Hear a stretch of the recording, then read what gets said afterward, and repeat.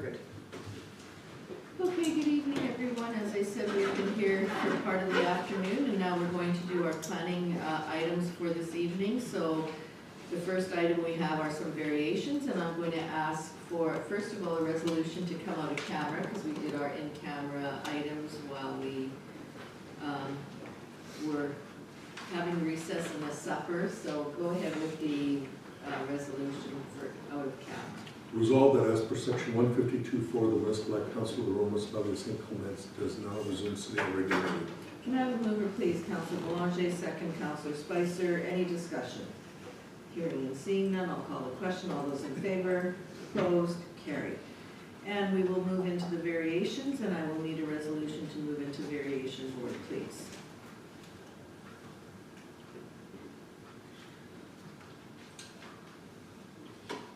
Resolved that the regular meeting be adjourned and the public hearing be open for variation order 26 of 2025. Can I have a mover, please? Councillor Bazarowicz, Councillor Corbis, seconds. All in favor? Opposed? Carried. Okay, so I'm going to turn it over to our planner and let her go ahead and give us the information from our PD. And if you could, Valentina, I think, there you go. Oh, thank you, Mayor. So we'll start with the variance application VO 26/2025, located on 8108 Grand Beach Road. And the purpose of that application is to reduce the side yard setbacks and front yard in order to allow for a dwelling to remain in a commercial recreation zone. So as for zoning bylaw, San Clemente side yard setback is supposed to be 25 feet maximum, and they're proposing 11, and front yard setback is supposed to be feet minimum, and they're proposing 32 feet. Here we can see almost the location of the property, and applicant site plan for new measurements for application for setback conditions. Should council wish to approve this application, directly recommends the following conditions. This variance is limited to what is been presented. Any changes will require new approval. Applicant owner obtains all required permits for the design district and RAM if required, and applicant owner to pay all taxes, areas, fees, penalties, or any fines if required. Thank you, Madam Mayor. Thank you for that. Any questions from council to the planner? Is the applicant in the audience this evening? Do you have anything that you would like to add to your application at this point in time? I'm really just waiting for approval. You know. Okay, any questions from council to the applicant? If council is ready to deal with it, I will ask for a resolution to come out of variation board so we can deal with the application. Resolved that the public hearing for variation order 26 of 2025 be closed and regular session council be reconvened. Can I have a mover, please? Councillor Sutherland, Councillor Strang, seconds. Any further discussion? Hearing and seeing none, I'll call the question. All those in favor? Opposed? None is carried. And council so chooses, I'll ask for the variation resolution to come forward and we can deal with that. Whereas applicant owner of tax roll number 752300, legally described as Lot 14, Block 7, Plan 2639, located at 108 Grand Beach Road, has made an application for variation order number 26 of 2025 from side yard setback 25 feet, side yard setback 11 feet, from front yard setback 50 feet, to front yard setback 32 feet. Purpose to reduce the side yard setback and front yard setbacks in order to allow for a dwelling to remain on the subject property. Therefore, be it resolved, variation order 26 of 2025 be approved with the following conditions. The variance is limited to what is being presented in this application. Any further changes, replacements, or additions would require a new variance approval. Applicant owner obtains all required permits from the Red River Planning District and the municipality if required, and the applicant owner to pay all taxes, arrears, fees, penalties, and fines if required. And the approval shall expire if not acted upon within 12 months of the date of making. Thank you for that.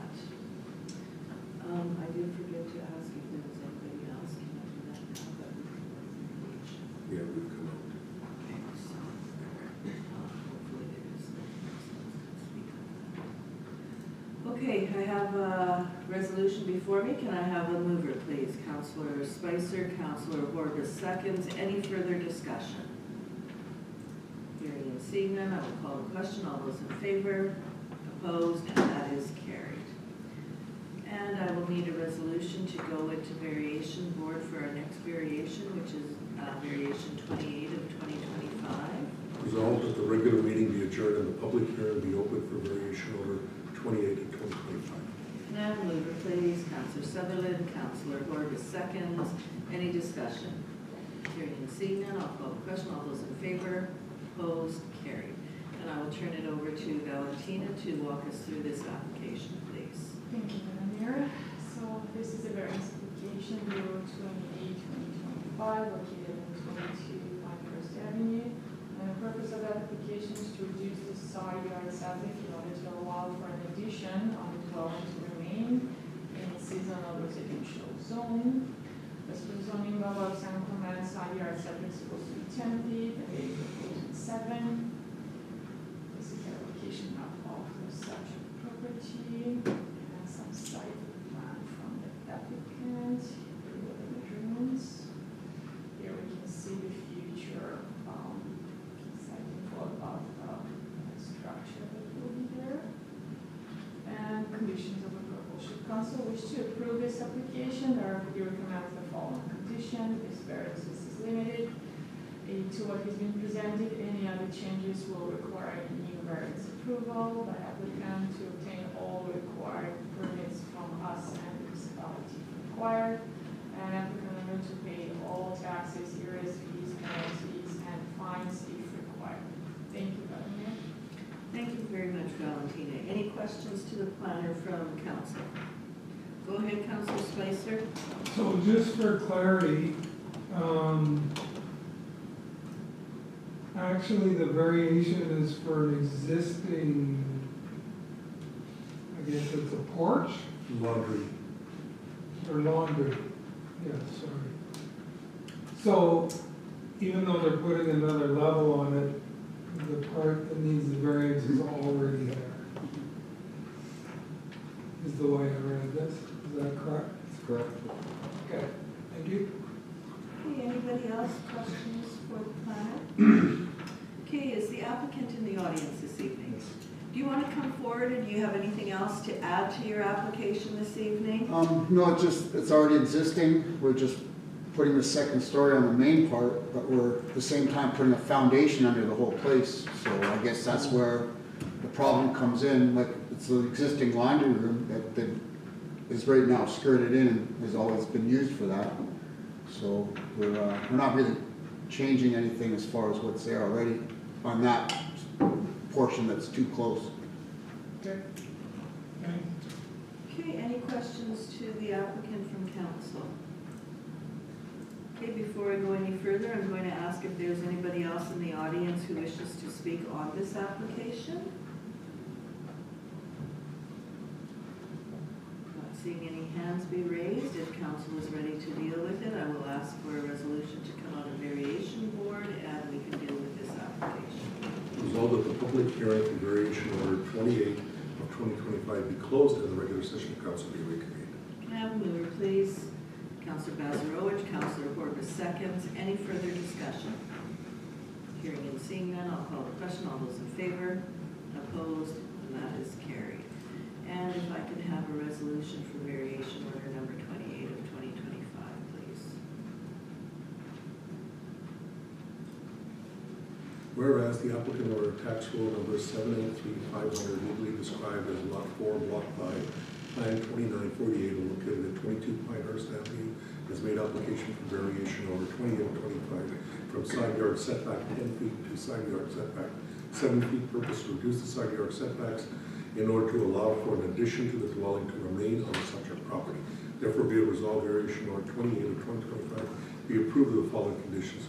This variance is limited to what has been proposed in this application. Any further changes, replacement, or additions would require new variance approval. Applicant owner obtains all required permits from Red River Planning District and the municipality if required. Applicant owner to pay all taxes, arrears, fees, penalties, and fines if required. Approval shall expire if not acted upon within 12 months of the date of May. Thank you that. Can I have a mover, please? Counselor Sutherland, second. Counselor Spicer. Any further discussion? Hearing and seeing none, I'll call the question. All those in favor? Opposed? Carried. Okay, so we will move on to variation order number 30 of 2025, and if we could move into variation board once more, please. Resolved that the regular meeting be adjourned and the public hearing be open for variation order 30 of 2025. Can I have a mover, please? Counselor Corbus, Counselor Bazarowicz, seconds. Any further discussion? Hearing and seeing none, call the question. All those in favor? Opposed? Carried. And I'll turn it over to our planner to walk us through variation 30 of 2025. Thank you, Madam Mayor. So this is a variance application 030/2025 located on 72-127 Footway Drive. And the purpose of that application is to increase the maximum unit area in order to allow for an accessory building to remain in a agricultural restricted zone. As per zoning laws and comments, maximum area of an accessory building is supposed to be 1280 square feet maximum, and they're proposing 12 square feet. And here we can see the location of the property and some like a site plan showing us the future place of dimension. And this is their for the future structure and conditions. Should council wish to approve this application, RFP recommends the following conditions. This variance is limited to what has been presented. Any other changes will require a new variance, and by applicant owner to obtain all required permits from us and municipality if required. Thank you, Madam Mayor. Thank you for that, Valentina. Any questions to the planner from members of council? Okay, is the applicant in the audience this evening? Do you have anything more that you want to add to your application at this point? No. No? Okay. Is there anybody else in the audience who wishes to speak on this application? Okay, if council is ready to deal with this application, I will ask for a resolution to come out of variation board, and we can deal with this variation order number 30 of 2025. Resolved that the public hearing for variation order 30 of 2025 be closed and the regular session of council be reconvened. Can I have a mover, please? Counselor Bazarowicz, second. Counselor Belanger. Any further discussion? Hearing and seeing none, call the question. All those in favor? Opposed? Carried. And if we can have the resolution to move this variation forward.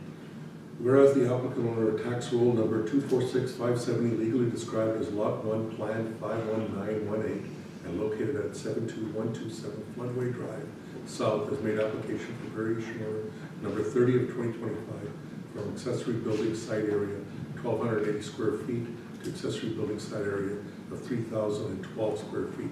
Purpose to increase the maximum unit area in order to allow for an accessory building to remain on the subject property. Therefore, be it resolved, variation order 30 of 2025 be approved with the following conditions. This variance is limited to what has been presented in this application. Any further changes, replacement, or additions would require new variance approval. Applicant owner obtains all required permits from the Red River Planning District and the municipality if required, and approval shall expire if not acted upon within 12 months of the date of making. Thank you for that. Can I have a mover, please? Counselor Strang, second. Counselor Spicer. Any further discussion on this application? Quick question. Sure. Sometimes we put in there that it's not to be used for residential purposes. Would that be applicable in this case? Okay. I guess I'd have to ask the mover if they'd be okay with that. We do usually put in, About that it not be used for residential purposes. Habitable, I think, is the word. Yeah, habitable. Yeah, it's the word we use, yeah. So if the mover and seconder are fine with that, we can add that in as a condition before we have a vote. Yes? Yes, okay. So we just want to kind of? We'll insert that in. Okay, perfect. So there will be the one more condition, that it not be habitable. So, okay. I have a mover, I have a seconder, and if there's nothing else, I will call the question. All those in favor? Opposed? And that is carried. Okay, we have one more variation, and we can move into variation board, please.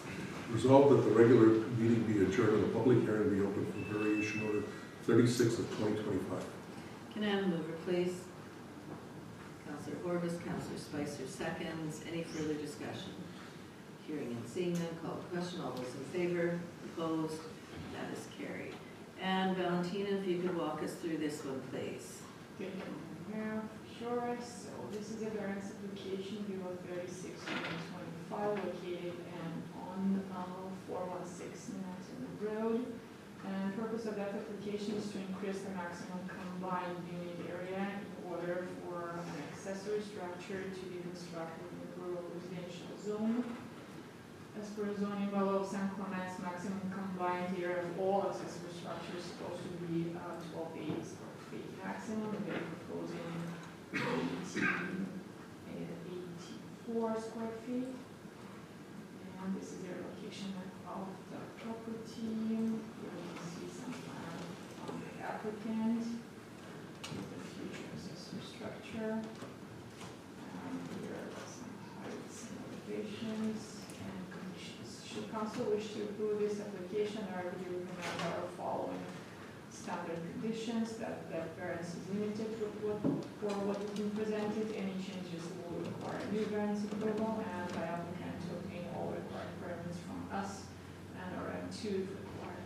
Thank you, Madam Mayor. Thank you for that, Valentina. Any questions to the planner on this application? Okay, is the applicant in the audience this evening? I am. Do you have anything that you want to add to your application at this point in time? No, just a cold storage building adding on to an existing structure. Not going to be used for any storage of, or for personal habitation, just cold storage. Okay. Anybody else wanting to speak on this application? Okay, go ahead, Councillor Spicer. I might suggest we had that same condition as the last one. Certainly, I can read the same condition as part of the resolution. Okay, any other comments? Then I will ask for a resolution to move out of variation board. Resolved that the public hearing for variation order 36 of 2025 be closed and the regular session of council be reconvened. Can I have a mover, please? Councillor Bazarowicz. Second, please. Councillor Sutherland. Any other questions or comments? Call for the question. All those in favor? Opposed? And that is carried. And if we can have the resolution for the variation. The applicant owner of tax roll number 309306, legally described as Lot 2 Plan 17217, and located at 416 Nanton Road, has made application for variation order 36 of 2025 from accessory building area 1,280 square feet maximum to accessory building site area 1,884 square feet. Purpose to increase the maximum unit area in order to allow for an accessory building to be constructed on the subject property. Therefore, be resolved, variation order 36 of 2025 be approved with the conditions. This variance is limited to what has been presented in this application. Any further changes, replacement, or additions would require new variance approval. 2, applicant owner obtain all required permits from the Red River Planning District and the municipality if required. 3, the proposed accessory structure is not to be used as a habitable space. And next, approval shall expire if not acted upon within 12 months of the date of making. Thank you. Can I have a mover, please? Councillor Boulanger, second, Councillor Strang. Any further discussion? Hearing and seeing none, I'll call the question. All those in favor? Opposed? And that is carried.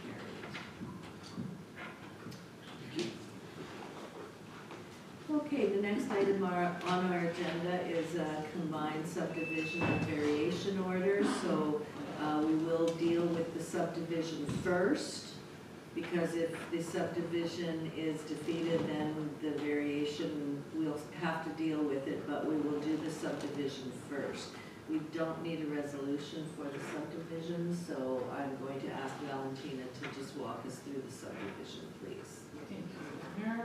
Sure, so the subdivision application is 253101, located on 43 and 45 Donald Street. And the purpose of that application is to readjust property boundaries to create 2 narrow lots instead of 2 square lots in the suburban residential zone. Here we can see the location map of the property. For now, there are still square ones. And you can see an application subdivision map shows us a future proposal for those lots to be narrow, but both of them will have a road approach. This is actually was the purpose of that application. And as for zoning bylaw, both lots supposed to be 1.38 acres or 60,000 square feet and 160 feet wide. They're proposing a 0.49 acres and 70 feet wide, also the same one. So for now, we can see that both of the lots are yes for the site area, but no for the site width. And it will require a future variance, hence the variance that we'll have afterwards. So our analysis here, the proposed subdivision application appears to meet general intent of our development plan. It should be noted that as a result of that subdivision and the boundary adjustment, there will be 3 nonconformities. It will create a situation of an accessory structure primarily dwelling that will require variance, a side setback 3.9 feet instead of 15 permitted in the accessory structure in proposal number 1, and both proposed lots will be 74 feet wide instead of 100 feet required minimum. All 3 nonconformities will require variance to bring it into compliance. And our recommendation here is that the application will be approved and conditions for the approval are applicant owner submits written confirmation from the municipality that taxes on the land to be subdivided for the current year and any areas may be paid, required applicable fees to be paid. Also provide a digital copy of the plan and applicant owner to provide a drainage plan also. Applicant owner submits written confirmation from Manitoba Hydro that isn't been entered, and applicant owner to obtain all required variances. As I mentioned before, site width, building setbacks, and accessory structure built prior to the main dwelling situation, and it's supposed to come with a letter there map to verify the new dimensions. Thank you, Madam Mayor. That's it that I have here. Thank you for that, Valentina. Any questions to the planner? And we're dealing now just with the subdivision. Okay, this is no public hearing, so what I will ask is if council is ready to deal with the subdivision, we can bring that forward.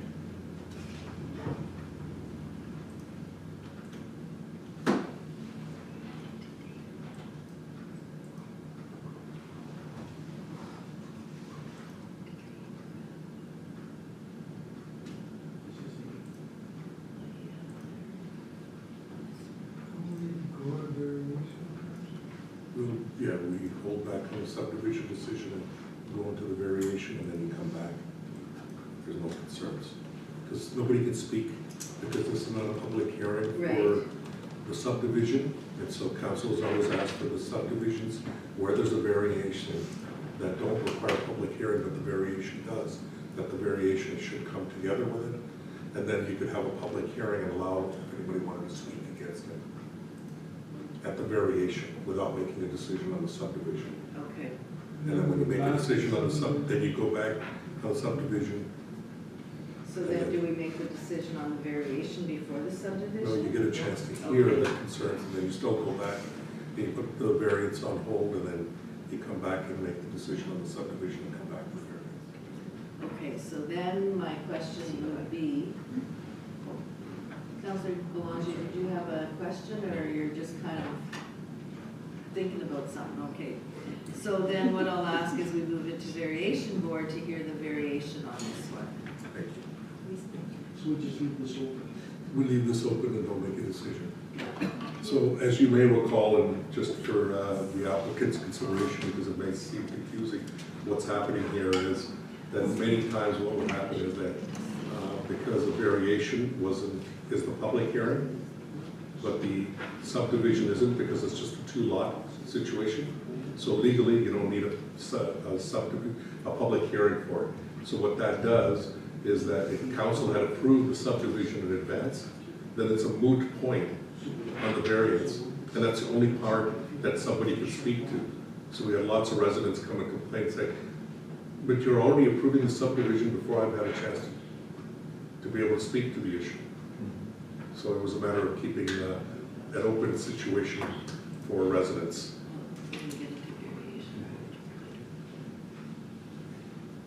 Do you have questions, sir? Well, I'm the applicant, so Yeah. I'd like to speak if I can, yeah, so. Yeah, for the variation, Variation, yes. you'll be able to speak. Yeah. Otherwise, you're not allowed to speak either. Okay, so, Okay, so we're gonna move into variation board, and then we'll do the variation, and then we can do both resolutions when we come out of variation board. correct. Okay. Resolved that the regular meeting be adjourned and the public hearing be opened for variation order 24 of 2025. Now the mover, please. Councillor Strang, Councillor Spicer seconds. Any further discussion? Hearing and seeing none, I'll call a question. All those in favor, opposed, carried. And Valentina, if you want to walk us through that variation, please. Sure. Thank you, Madam Mayor. So this is a variance application, PO 24-2025, located on the same location, 43 and 45 Donald Street. And the purpose of that variance is to reduce side setback and side width for the proposed lot and to establish garage without primary dwelling as a result of the subdivision application S25-3101 and suburban residential zone. And as per zoning bylaw of San Clemente, side yard is supposed to be 15 feet meaning the proposed 3.9 feet. Accessory structure primary to the main dwelling section is accessory structure cannot be constructed prior to the primary one, and they suggested it to be constructed. And the lot width is supposed to be 100 feet minimum, and they're proposing 70 feet for each lot. It's the same location map and same applicant subdivision map. Conditions for the approval. Should council wish to approve this application, RFPD recognizes the following conditions. This variance is limited to what is presented. Any other changes will require a new variance approval created by applicant in order to obtain all required permits from us and the municipality required. And applicant in order to pay any outstanding taxes, areas, or any utilities fees or fines if owed to the municipality. Thank you, Madam Mayor. Thank you for that, Valentina. Okay, so any questions to the planner from members of council? Go ahead if you have a question. So on this piece of property now, is there a field over there, a septic field, or? According to the SAM, I cannot see it. No? No sewer on No. So Maybe there's applicant will answer. There's a holding. Holding tank. there? Oh, there's just a holding tank. So if this was to be separated, there'd have to be a holding tank on each piece of property. There could be no septic fields. Okay. Okay, anything else from the planner?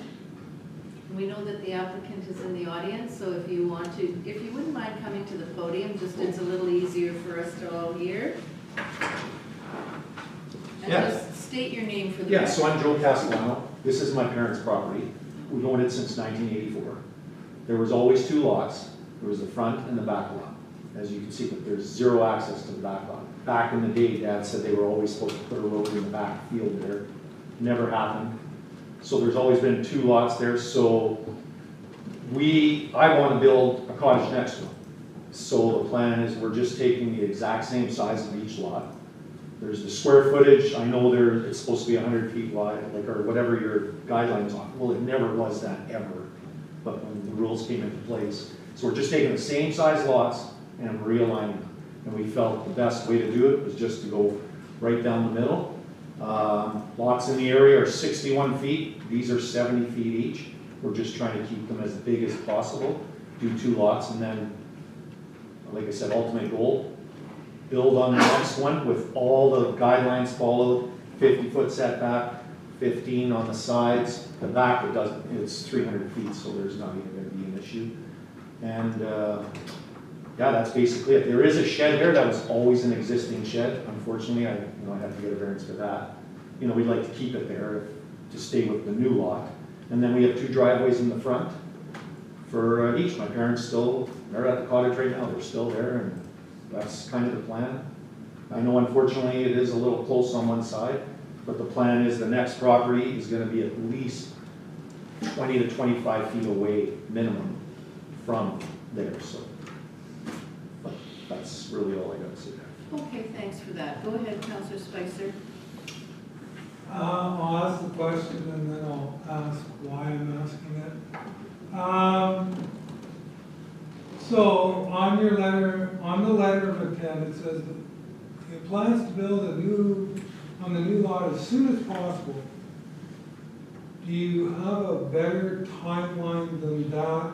And the reason why I'm asking is because we have an accessory building without a main structure, and generally, I know it's existing. It's an old But crappy shed that I wish I would have torn it down before we did this. But generally, we don't like that. So I'm just looking for a timeline. I already have an RTM already deposit down. So this is already, this is happening by the fall time. It should, if everything goes well, it would be done. That's how quick. Thank you. Yeah. Okay, any other questions for the applicant? Anything that you would like to add? No. I would like to add, Madam Mayor, if it's, well, convenient to you, we can put as a condition to remove or demolish that shed if you don't need it. And then you will have to go through that variance. That's I still- think you already I think said you though said that you you paid would- for something. Oh, you need for to it. keep. Well, I already yeah. paid $300 because it was there for a Variation. variation. Yeah. Yeah. Yeah. If you want me to move it Yes, over, you should it's have been told that technically- ahead of time, then you wouldn't have to pay. No, Yeah. no, we'll be talking about that one. You want to keep it though, right? That's the plan. It has the lawnmower stuff in there, it has everything. Like, it's been there since my dad bought it, it hasn't moved. How big is the shed? It's, I think, 10 by 15. Like, it's a good size, but there's a riding lawnmower in there. It's a metal shed. All that. Just a little too big. Just a little too big. Well, Could be used as habitable space. oh, trust me, no. But I think it's, 10 by 10, isn't it? I think it's, yeah, 10 by 10, yeah, 100 square feet. Is that what it is? So that would change to 98. Okay, I don't think that, if you have nothing to add, I don't believe that That's there are any other basically all questions of it. from council, so. Okay. Okay, thank you for that, and I think where we're at is I'm going to move out a variation board. This one, Madam Mayor, you may want to recognize there was a letter. Oh, yes, yes, there was a letter submitted on this application, and I do believe that the planning board also got a copy of it. And it was signed by a resident of Grand Marais, so.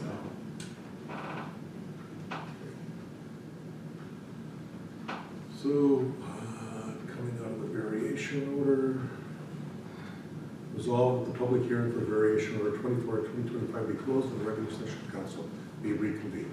Madam Mover, please. Councilor Bazarowicz, Councilor Spicer seconds. Any further discussion? Hearing and seeing none, I'll call the question. All those in favor, opposed, and that is carried.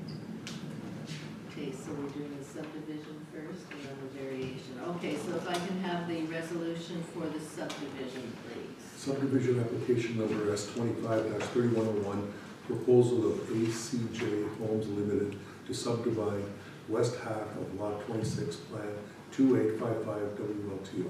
Resolved that council approve the said application, subject to the following conditions. Applicant owner submits written confirmation from the municipality stating that taxes on the lands to be subdivided for the current year and any arrears have been paid, required applicable fees to be paid as per bylaw 8 of 2023, provide a digital copy of the plan of subdivision to the RMC permits, applicant order to provide a drainage plan. 2, applicant order submits a written confirmation from Manitoba Hydro that an easement agreement has been entered into with Manitoba Hydro with respect to an existing or future facilities associated with the subdivision of the plan of easement as required by the Real Property Act has been provided. Registration of this agreement will be included as a condition of the final certificate of approval.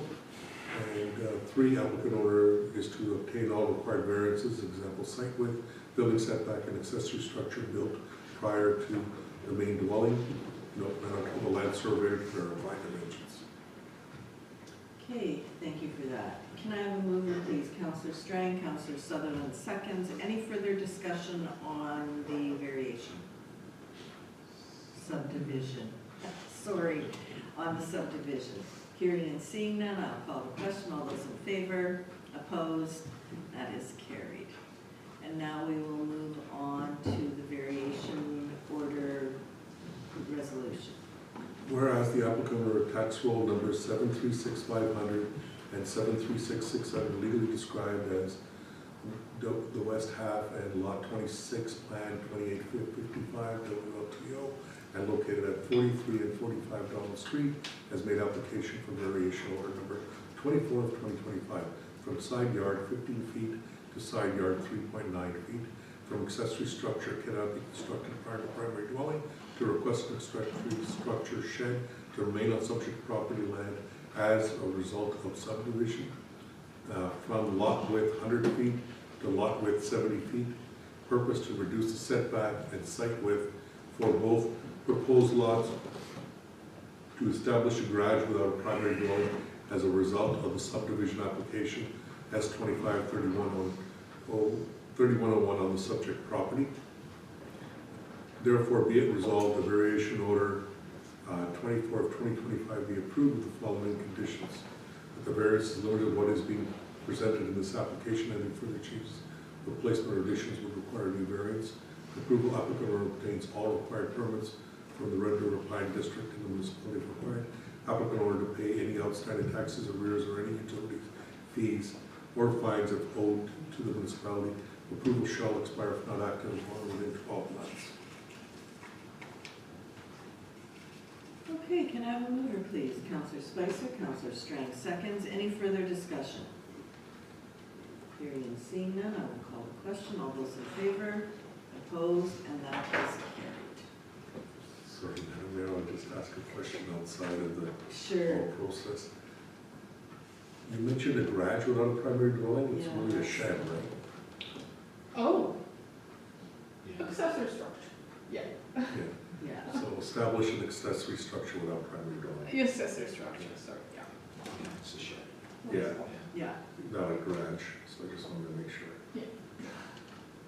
So we'll make that correction. I apologize Correction for on the, not yes. catching that sooner. Yeah. I thought about it when I read it, but then I forgot to ask the question. Okay, so everything is good. We're done with this one. So I believe we have one more subdivision. Correct, no here. Thank you. Okay, have a good one. You too. Okay, there's no hearing on this last subdivision. So I will ask Valentina to walk through this one. It's file number S253097 on Road 100 North. Thank you, Madam Mayor. Flores. So this is a subdivision application S253097, located at 39081 Road on the 100 North. And the purpose of that application is to create a total of 2 lots in recreational tourism zone. Here we can see the location map of the property and location subdivision map with the proposed and residual lots on it. As for zoning bylaws and comments, required site area and width supposed to be 1.38 acres and 200 feet wide. We can see here that both of the lots proposed and residual come into compliance.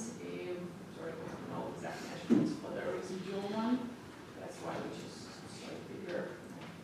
We're interested like this. Our analysis on that subdivision, proposed and residual lots both are following San Juan zoning bylaw in RT recreational tourism zone. However, the proposal is not consistent with the Riverview Planning District Development Plan and its policies and objectives. Section 4.1.15.3 requires for any subdivision to be not to be in flood hazardous area, and it is, as it mentioned by MTI Water Management Department 2 in their comments, and also as per designation, all lots in that area are supposed to be 88 acres big, and they're not. Proposed one, and not the before. So for now, RPD recommends that the application be rejected. However, if council wishes to approve the application, the RPD recommends the following conditions.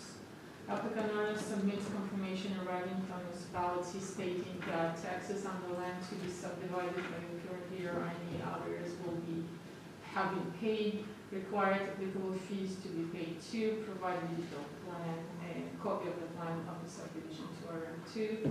Applicant owner prepares a drainage plan to be submitted to RM to review and accept this for service and startup of the municipality. Applicant owner to provide letter of credit to the municipality if required prior to the drainage construction and amounts to be determined. Applicant owner submits written confirmation from Manitoba Hydro that easements agreement has been entered into with Manitoba Hydro.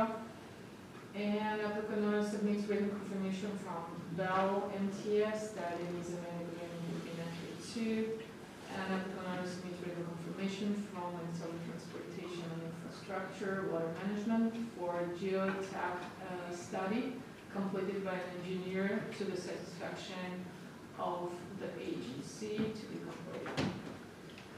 Thank you, Madam Mayor. This is all that I have here. Okay, thank you. Questions to the planner or comments? No. Go ahead, Councilor Boulanger. I don't recall that. That probably is in the valley, correct me if I'm wrong, when you come off 59, when you go down, but I don't recall that. I mean, they're referred to it as a floodplain or a potential flood risk, but Yeah, it is. Yeah, it is inside. I can show you the map. It's like solidly beside of that. is that I think right? Road 100's flooding right now. Yeah. It is. I drove down there. I think 2 days ago, there's water coming over. I don't know, just if you go past Craigie's on the other side where they built that Yeah. trailer, Yeah. just before that drainage, it's over there. It's flooding right through in that kind of that I'd be west of this. west. Up this piece here, this property. Yeah, What is there, an artesian well over there or something? I think so. The Heber's must have a plugged up further down. Must be something, right? Is That that usually what it is? never goes over there. No, it goes over there. But there's no flooding this year. It's always beavers that make it go over there? Yeah, I would say. I think that's Mariah Creek, Dave, that goes through here, right? Yep. Yeah, Mariah. Mariah Creek. Go They call the ahead, creek Mariah. Go ahead, Councilor Spicer. Comes all the flat. Two things. So essentially, this is, you're not recommending approval because, well, the parcel's not 80 acres. Yeah. Number one, right? Mhm. Which it never was in the first place. Because I think the total is what, 39 almost 40. acres? Yeah. So that's one thing. We don't have LiDAR of this, do we? This section of Venus The layers of hazard Because did not work. the reason why I'm asking is because probably part of it is flood prone, and there might be part of it that's not. As you can see on the north, Grand Creek crossing the property Yeah, right here. yeah. That's why it's included in the flood hazard area. Just find it strange also that they didn't split the 40, it's almost 40 in half to 20 and 20. Why 11 and 29, I don't know. Yeah, I just put it right at the middle. I don't know. Like if you look at highways comments, because that's who brought it up. Yeah, it's over here in, I just read it. Yeah, okay. It says, instead of 722 feet, it's 719. So they're considered hazard lands. And this is,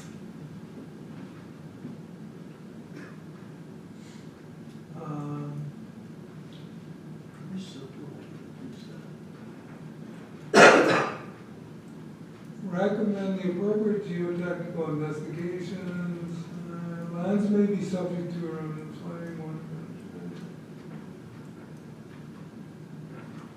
construction of permanent residence structures on this subdivision should only occur on lands above or raised to the flood protection level of 722. Yeah.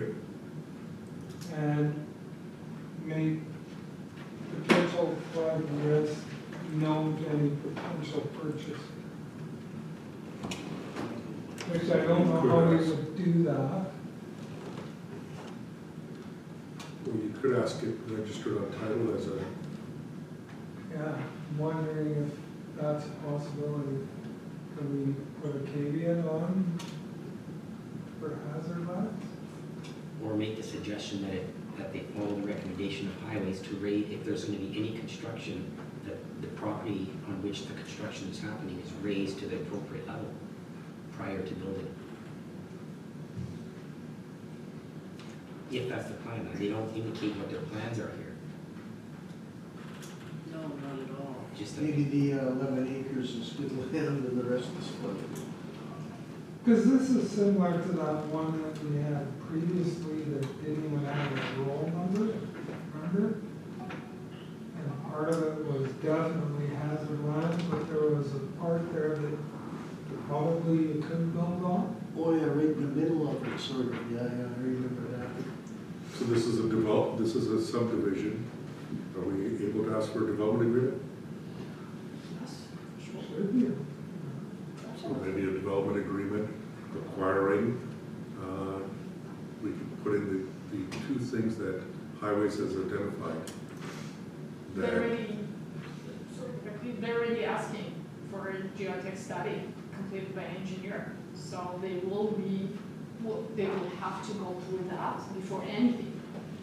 yes, Even before the but, approval of the subdivision.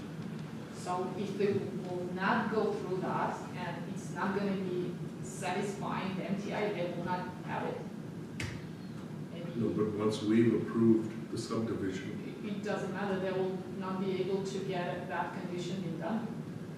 okay, so let me just see the condition. The applicant or submits written confirmation or no TS, no easement agreement, confirmation. Owner submits written confirmation from Manitoba Transportation Infrastructure for a geotechnical study completed with an engineer to the satisfaction of be completed. But that's the geotechnical report, but that doesn't mean, it doesn't address the two things they asked for. Kind of, yeah, Yeah. but maybe not, yeah. Yeah, because Yeah, they could you do a know, right. geotechnical report and say you can construct here and this, but that doesn't tell anybody that they must adhere to those Yeah. requirements. Yeah, you're right, yeah. And it doesn't say you gotta be at 722 feet. That's right. The geotechnical report may just tell you, but it may not be, maybe sufficient enough to be able to subdivide, but that means somebody's buying land and they're unaware, that's what Hydro's concerned about, from what I can tell.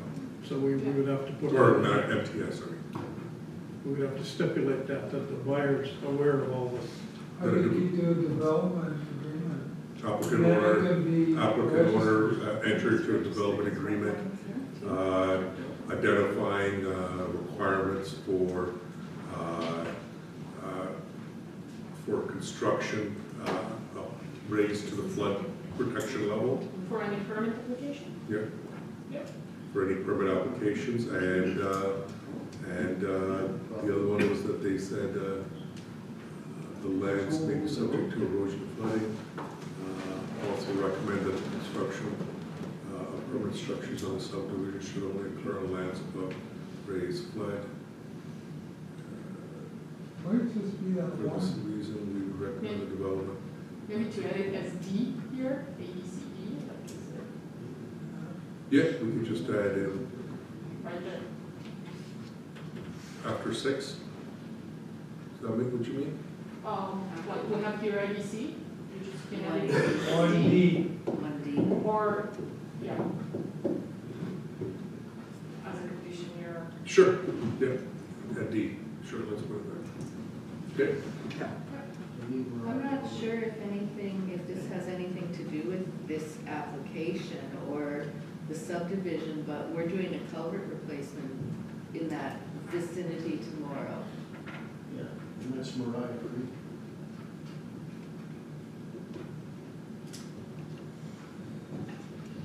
Hold it over. Get some more information. let's hold it over. The culvert If you go prefer, council, south I can't make a decision for you. I would prefer to hold it over and try and get this straightened out, like, because there's too many unanswered questions, and now when I read this email that we all got earlier today about a culvert being replaced on that road, like, will it make any difference to this application? Not sure. Where is it, Council Robles? The creek, they call the creek Mariah. Mariah Creek, that's right. Mariah Creek. Yeah. Go ahead, Counselor. So if we're gonna hold it over, why don't we check and see if we have LiDAR mapping for this parcel? Cause that'll tell you Kayla says she can find that out for us. what's high and what's low. Okay, we'll lay it over till the next month. Right, and our next, well, our Table? next planning meeting is at the end of June, so. So we can put a date, table it with a date, and that will not have to go through advertisement again. We'll table it to June 24th. So they just want to subdivide, they don't want to build, they don't have any other application to build or nothing. No, we have nothing. Yeah, it's 24. Yeah, Wait for more information regarding the Mariah Creek culvert.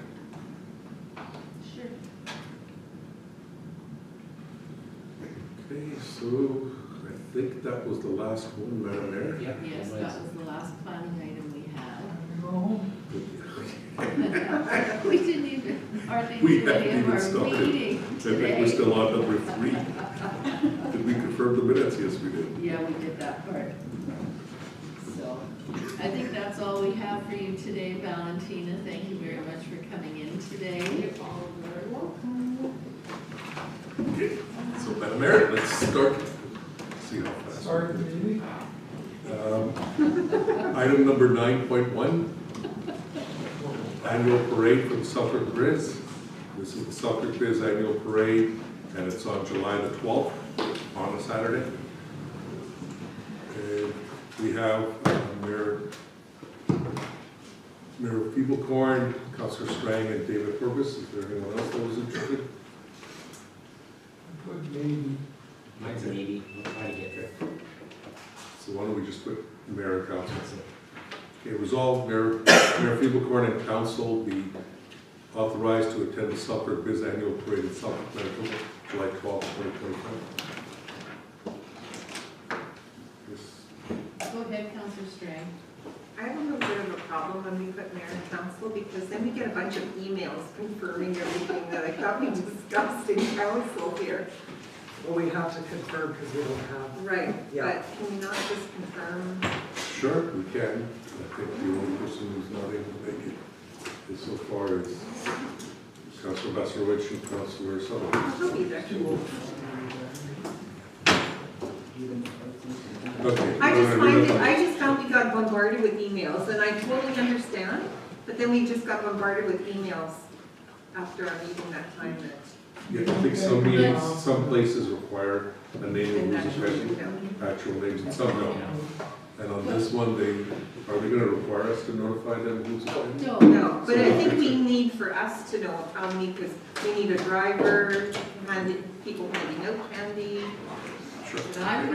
I'm gonna say it this way, and maybe this might work a little bit better, because already Counselor Spicer is saying take his name off, but I'm gonna say it this way, the ones that are committed today, we can put their names in the resolution, and then if anybody else chooses to, just let Heather know, and then we can bring it forward at our next meeting. Yeah, sure. We've done Are you that. committed today? Councilor? No. Just committed one. So I'm driving, Who, me? Respectful council meeting, Madam Mayor. I'm talking about myself. July the 12th. Resolved, Mayor People Court and Councilors Sandra Strang and David Horbus be authorized to attend the Selkirk Biz Annual Parade in Selkirk, Manitoba on July 12, 2025. Can I have a mover, please?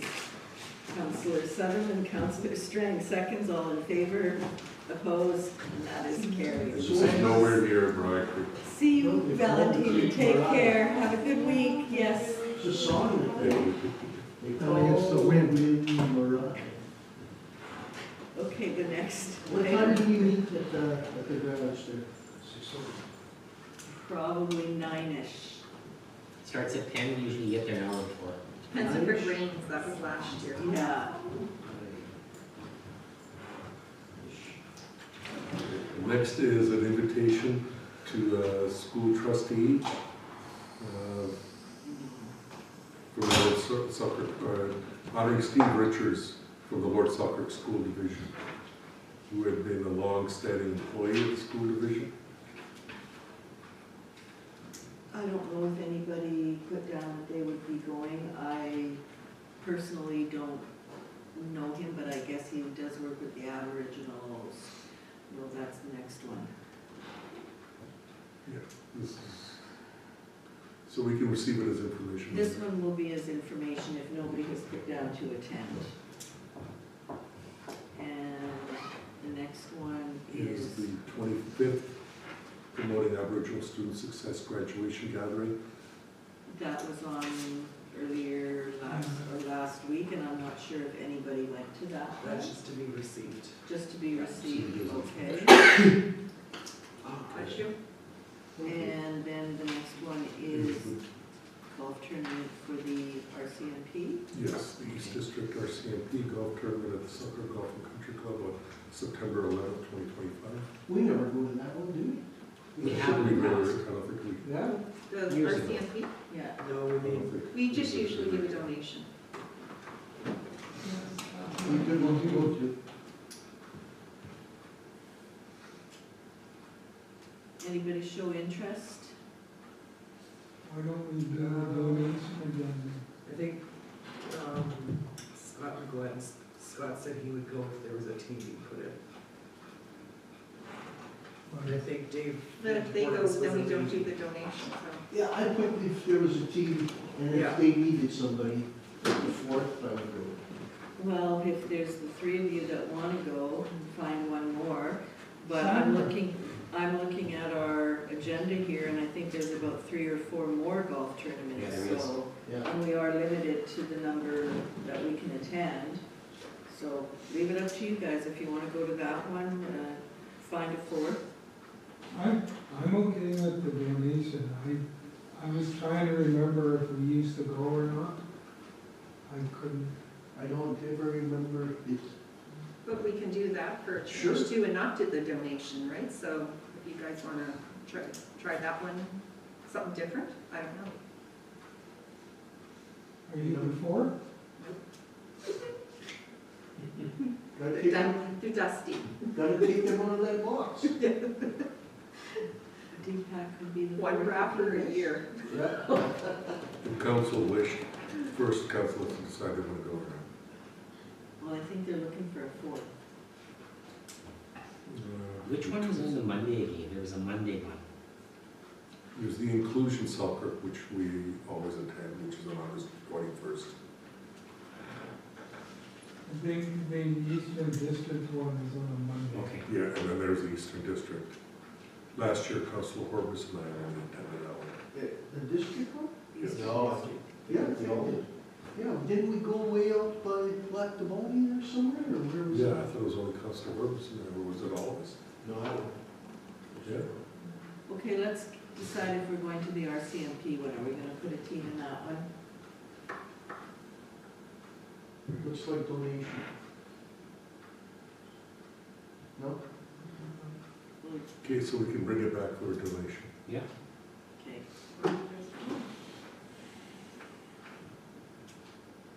Okay, the next one is the Inclusion Soccer, and that one is on August 21st, and there's usually 4 that attend that.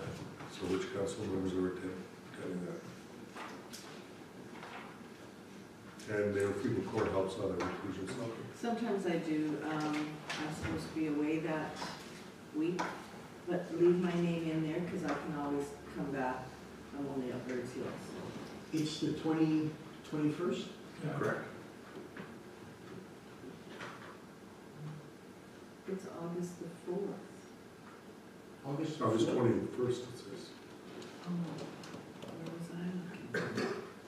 We're looking at August the 4th. 21st? Yes, I won't be able to go. I don't know, because I had 2 meetings that day. I've got another meeting that day, so I won't be able to go that. I got a meeting that day too, 21st. It's called the Blue Bombers.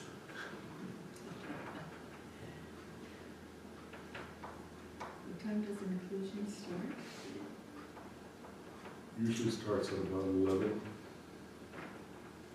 to 12. Let me see what the registration form says.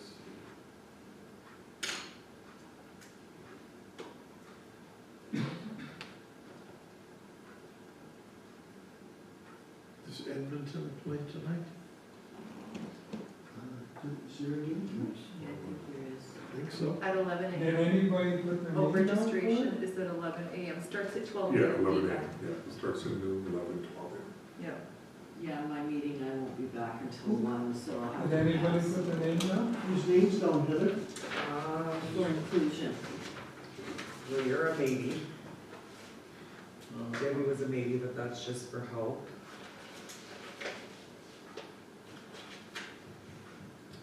Ryan? No, I don't think Glenn, I put question You just marks. put a question I don't mark, know which yeah. ones you want to, so. Dave Sullivan? Bigger? His are in the box too. Logic. Can't make that one. So who's all going? Like, it sounds like nobody's going. Yeah. 3 of you. I'll do the Monday one, the Eastern District, in St. Pierre Jolie. So why don't we just do the Eastern District and Miss Inclusion Soccer this year? Yeah, sounds good. I don't think we got 4 for Inclusion Soccer.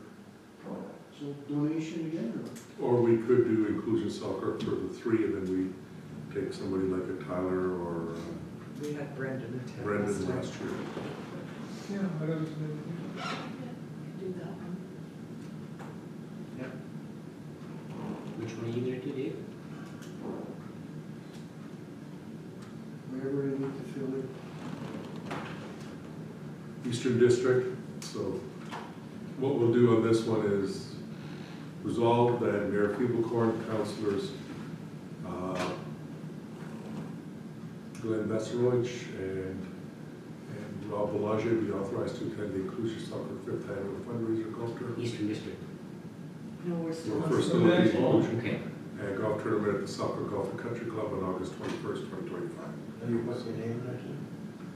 I don't have to put my name in. So we'll do a 4, you 2, plus I said I would do myself, Monday. and then we can have. Rob doesn't want to go. Rob doesn't want to go? I'll do the Eastern District if there's a Okay. team. Okay, so inclusion soccer, and I can go to inclusion Okay, soccer. so why don't we just leave, we'll bring Conclusion Soccer back as a donation Okay. this year. And then we'll go straight to Eastern District, so we've got, who's interested in the Eastern District? It's on That's one that Rob Yeah. was interested in. Monday, August 18th. And so there's Rob Belanger, Scott Spicer, Glenn Bassarovich, and David Horbus. No, you can go. No, you could go. I'm still sore on Mondays after my Sunday golf. I'll let you drive the car, Dave. Okay. Okay, we'll put those forward. Yeah. If Resolved, I can't go, then you could go. if for some reason, yes.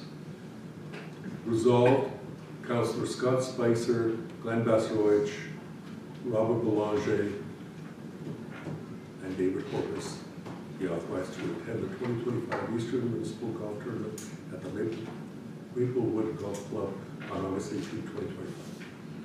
Okay, can I have a mover, please? Counselor Strang, second, please. Counselor Spicer, any further discussion? Yes, please. Where exactly is Maplewood? Maplewood? Yeah. St. Pierre Joly. St. Pierre Joly. Oh, okay. So we better try and travel together if you guys want to travel. Yeah. Okay, let's vote and then you guys can decide who's driving.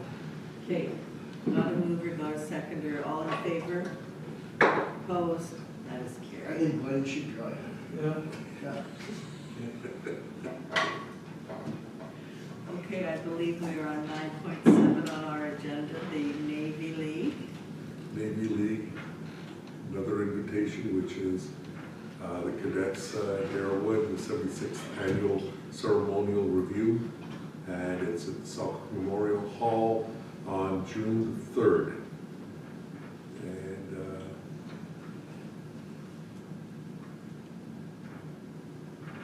who's planning on attending? I want to read off the Anybody planning on attending? My jet lag, We'll receive it as information. Then we get the next one, which is the Navy League Cadets. Look at, for the Lord Selkirk Cadets. And we don't have anybody identified for their 52nd annual ceremony.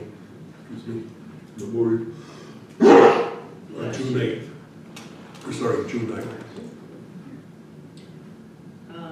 I have an IMRA meeting that evening, so I'm out. Oh, geez. Dave Southern, cadet, don't you, put all the cadet stuff.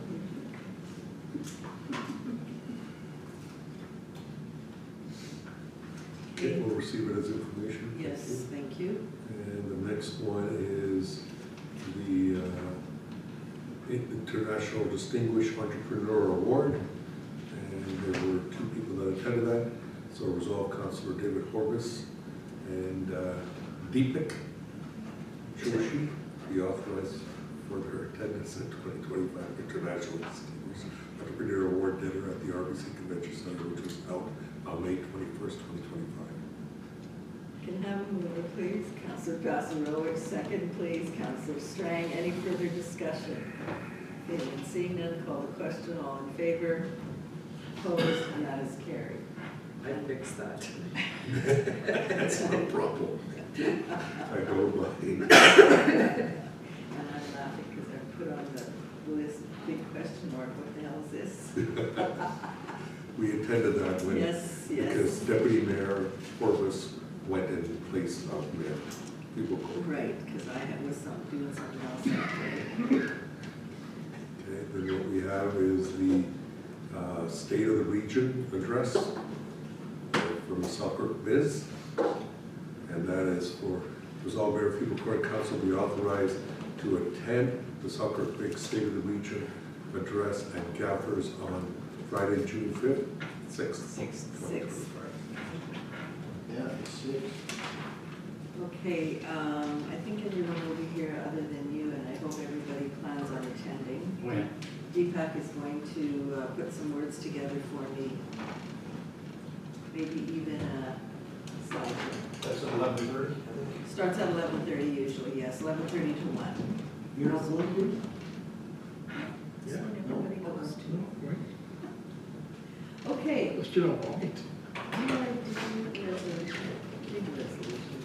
I did read the resolution. Okay, can I have a mover, please? carries. Counselor Spicer, Counselor Horbus seconds. Any further discussion? Hearing and seeing none, I'll call the question. All those in favor, opposed, and that is carried. Okay.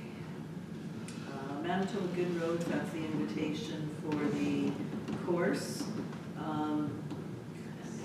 I think we need a day, isn't it? No. Public Works School or somebody from I public? think it's Johnson Meeting Day, What day is it? 24th of June. Council meeting, yeah. The only one we have that month. We have two that. We have 2 in June. Oh, how come? It's July July and and August. August. Oh, I'm sorry. Starts. I know, I think I told you when in June, it's my fault. That's okay. Well, I First time do for plan on everything. going I'm for a willing little to admit bit. when I lead you astray, Counselor. I'm planning to go for a little bit, not so much as a member of council, but more as the chair for Good Roads. So in June, we have a meeting on the 17th and the 24th. That's Not the correct. 10th, right? Well, the 10th is a. 10th is just- 10th is June district Meeting in meeting, Beausejour. Beausejour. What time is that? 8:30 or something. Quarter after 9 or something, kind of 30. And that's at that, Sungrow Center. Sungrow Center? Sunbrook? I think so. Right by the Legion. The next one is the Ruth Hooker School. So this one, they've asked for maybe somebody from, they're looking at several different things. They're having a reading event and they're looking for council members to be part of maybe reading some books as part of that process. Dave Sutherland does that, goes and reads stuff at Christmas time. He could volunteer for this. This is on Thursday, June 19th. He knows about the Ruth Hooker School and so on. Yeah, I got I like two it too. meetings that day. I don't think I can go. I'm just wondering if the middle school's gonna say. That's one day. So I have to pass on this one. I have 4 meetings that day. Okay, we'll receive it as information. Does it look like everybody's able to attend? Okay, moving on to the new and other business. Prairie bylaw enforcement. There's one more additional bylaw officer to add, which is Arshdeep Singh. And so we'll have a resolution to add him as a new employee that they've added, whereas an updated list of prairie bylaw officers has been provided by Prairie Bylaw Enforcement Limited. Therefore, be it resolved, council authorizes the appointment of employees at the Prairie Bylaw Enforcement Service listed below as designated officers, bylaw enforcement officers for the enforcement of the municipality's bylaw, the municipal act, and any other act the municipality is authorized to enforce effective May 27th. The addition is Arshdeep Singh. Can I have a move, please? Counselor Vazarowicz, Counselor Spicer seconds. All in favor? Opposed? Carried. The next is the Red River Heritage website request. What we have here, Madam Mayor, is that we have a request from a resident or an individual who's writing a book, and they would like to use some of the material from our heritage site of images, maps, and so forth as part of, because it's intellectual property belonging to the artist increments. The recreation manager has reviewed it and recommends that we should allow them to use it because there will be an advantage of highlighting those important assets from our heritage. Okay. You mean the resolution for that? Yes, we do. To share records. Good.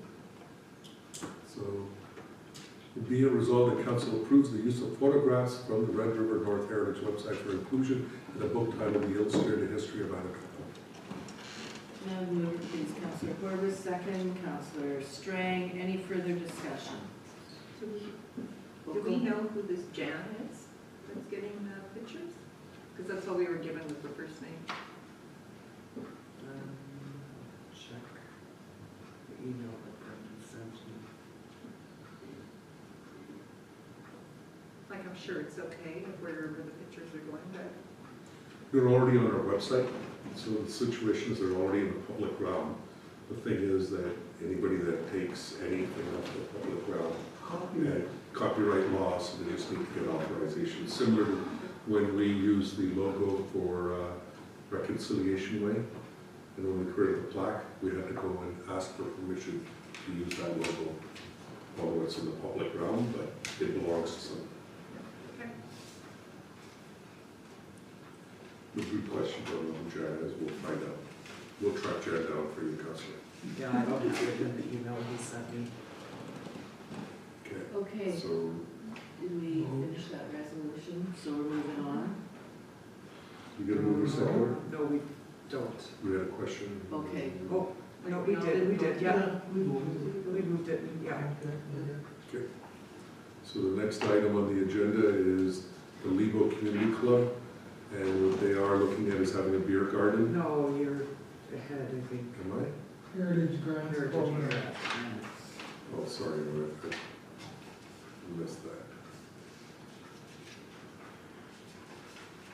So the application for the Heritage Grant Program, this is the Heritage Committee member offered up their daughter's assistance in developing a strategic plan for the Heritage Committee. The committee wished to apply for $5,000 from the Heritage Grants Program to assist in the purchase of supplies needed for the strategic plan.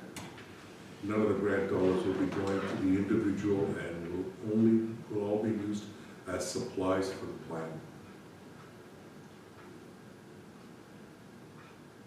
Okay, if council wishes to move this one forward, I'll ask for the resolution, please. $5,000.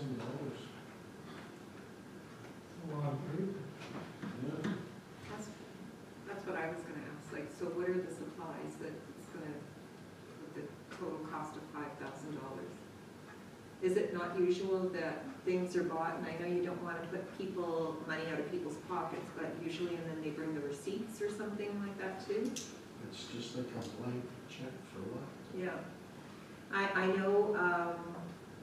know they were very excited to get the committee up and running, that there was a large group of them, but yeah, it'd be nice to hear like how they came up with the $5,000 too. It's probably the maximum grant amount that they're allowed to. Do they need a computer or something? I don't know, just something like that. Who uses paper anymore? No? Or a little printer, a computer? Well, I'm just thinking when we do our strategic plan, you know, how DPAC had the little sections, the board things out there, the little pictures, it's all out all over paper, weird. But, good point. I don't know, it would just be nice to hear what the $5,000, like, Okay, we can bring it back. I was gonna ask, can we get a little bit more information? Sure, we'll get some more information. Yeah. We'll bring it back. that'd be great, thank you. Okay. Okay, so the Lebo Community Club, they want to use. You want me to leave? Leave it? You want me to leave? It's a self-declaration, Councilor, it's your choice. So, Lebo Community Club, they are having their event and they want to have beer gardens. They will abide by the fencing and so forth, and they just need permission because it'll be using some of our green space as part of the beer garden. That's RM property, so the RM just gives them permission. They obviously will adhere to all the requirements for the Manitoba liquor license, which requires appropriate fencing when you do it in open space. Go ahead, Councillor Spicer. I'll move it, and then I have a question. Okay. Second. I didn't read it yet, but that's fine. Yeah, read the resolution and we'll, Abstain from voting. Whereas the Lebo Community Club has applied for a liquor permitting for a beer garden at their July 8th Summerfest event, and whereas LGCA has requested the Lebo Community Club gets the approval of the RM in order to grant the permit, and whereas Lebo Community Club has followed and intends to follow the guidelines for safety and fencing of the beer garden, and therefore be resolved, Council supports the Lebo Community Club application for a community event permit to the Liquor and Gaming Authority of Manitoba, and to be held on July 8th, 2025 at Lebo Community Club. can I have a mover, please? Scott. Scott, and Counselor Bazarowicz seconds. Your question, Counselor. So is this designated as one of our designated event permits for the year? This will be the third, I believe. And how many do we normally have? I think we were allowed four I at think one they time. probably, it's probably more, but I'll have to look. No, it's fine, I It's just, just for liquor, number what, A or four? community event Good. permit. Oh, we're only allowed four? For the Well, whole every RM? For the whole RM or for each location? For the year, for the year. yeah. But I do have a question, because if I look at, maybe I'm looking wrong here. If I look at my calendar for July the 8th, that is a Tuesday.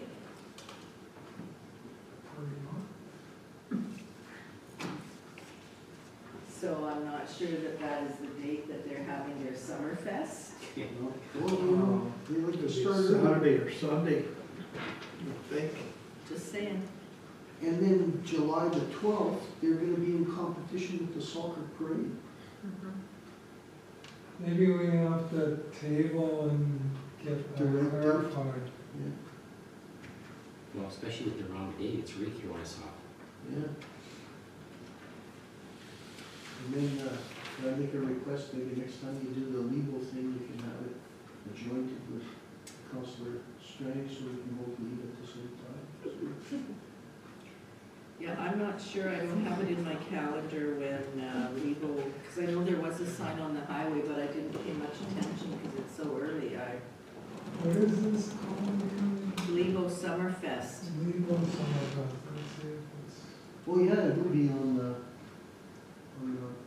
Community Club website. July 5th, Legal Summerfest is on their Facebook page. what date? July the 5th. That's probably, Yeah, that sounds better, right? Okay, we'll change that. Yeah, it's Saturday. Yeah. okay.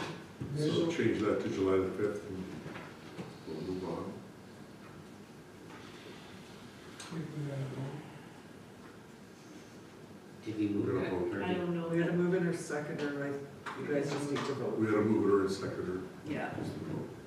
Okay, any other discussion on this one? Hearing and seeing none, I'll call the question. All those in favor, opposed, carried.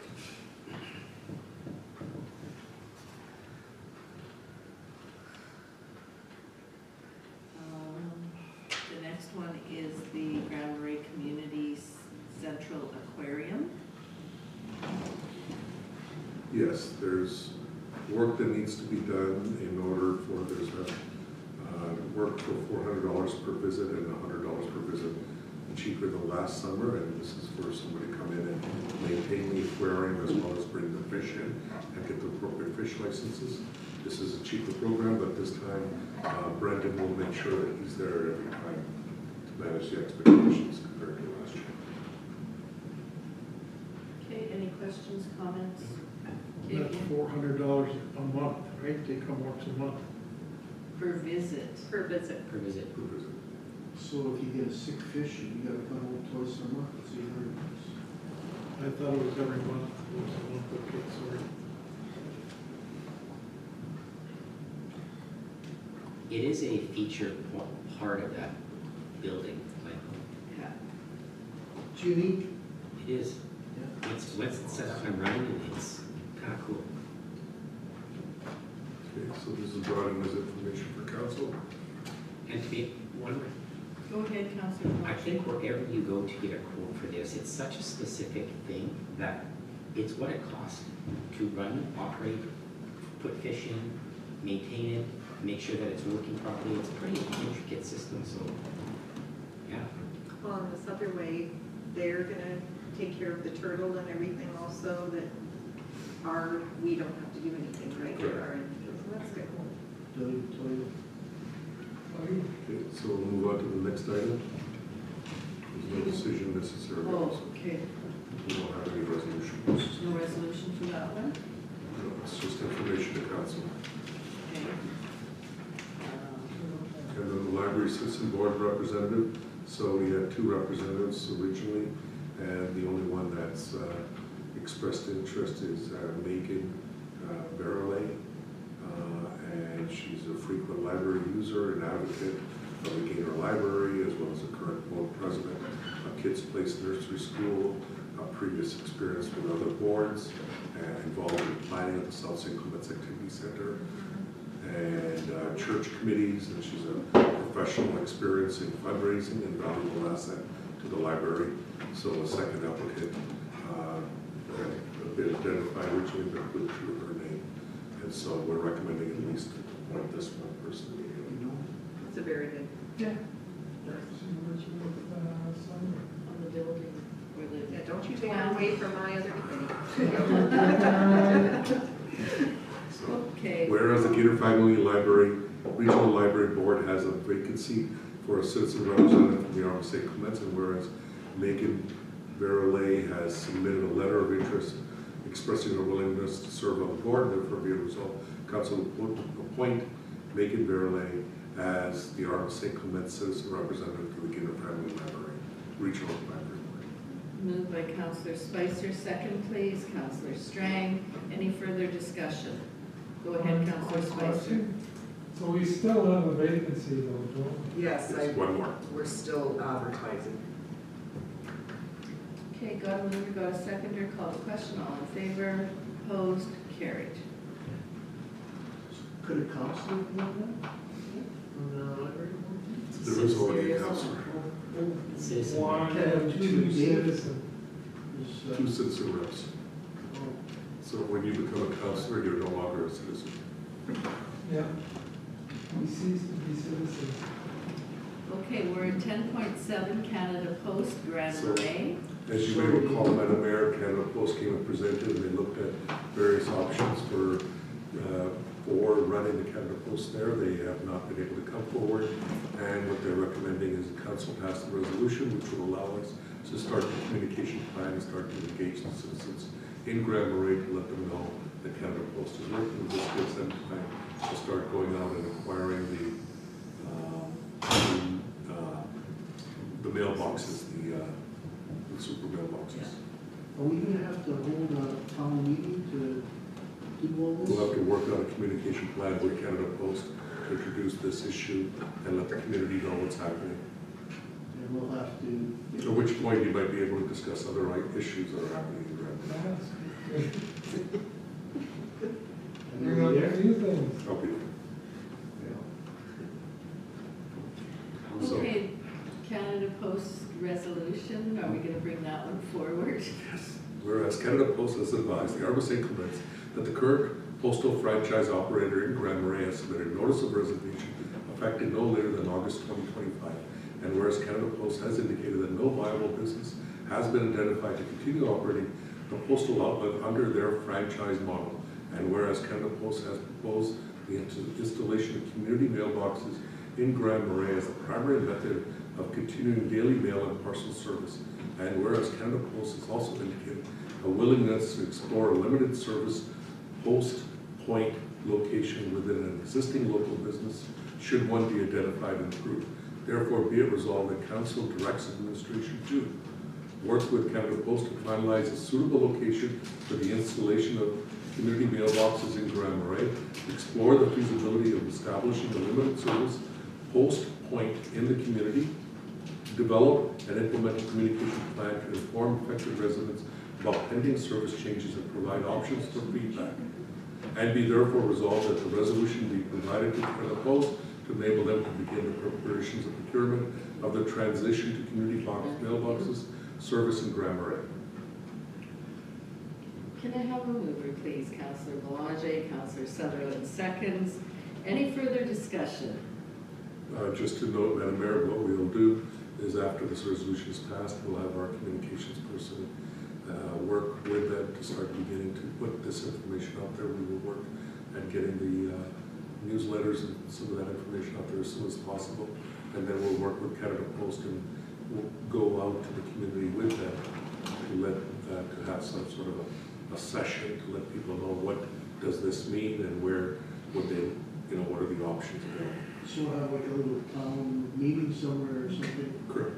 and then Yeah, Or maybe, go to each cottage. Well, I think they'll have to need to put our heads together and see where the best place for those super mailboxes is gonna So be. we'll bring something back for, since they'll be working, they said it'll take them, 6 to 8 weeks or longer to get everything organized. So what we'll do is we'll bring this back as information for council on the 14th, now that the resolution's been passed, because the Canada Post asked us to pass the resolution in order to begin the process. And that'll be the week after the 14th, or is it the 14th is, or sorry, 14th is the meeting, yes.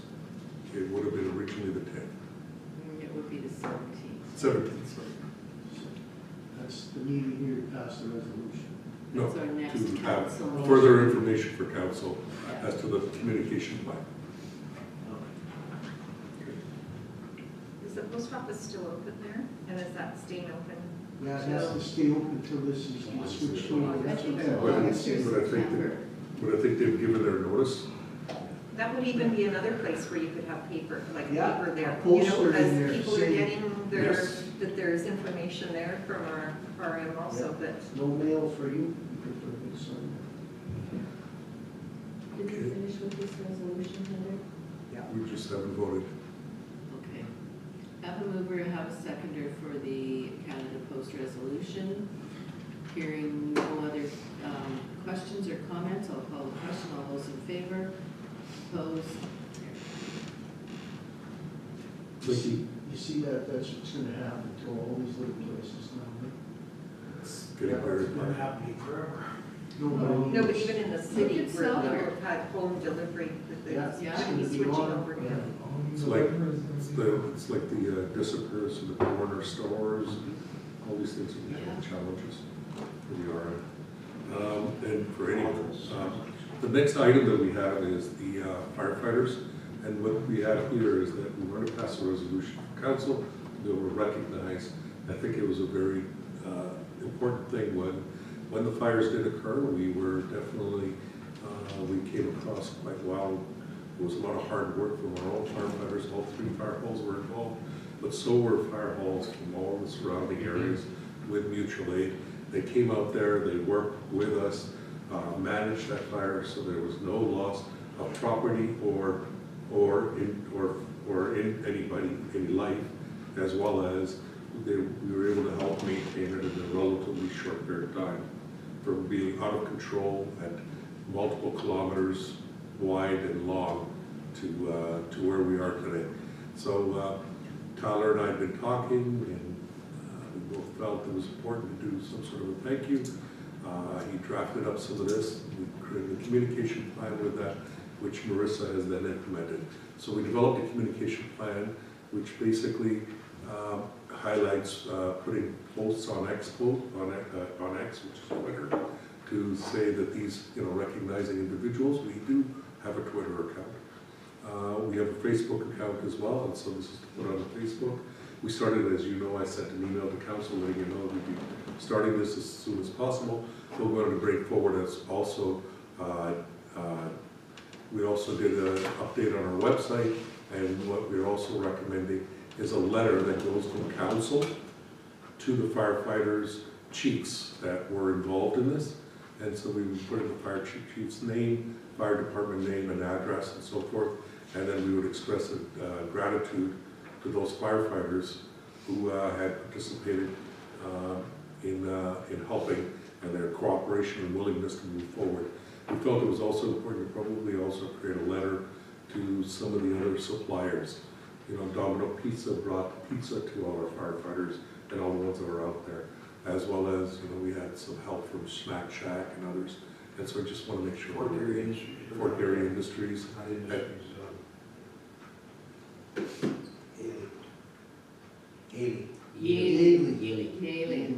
Yaley. Fort Distributors. Fort Distributors.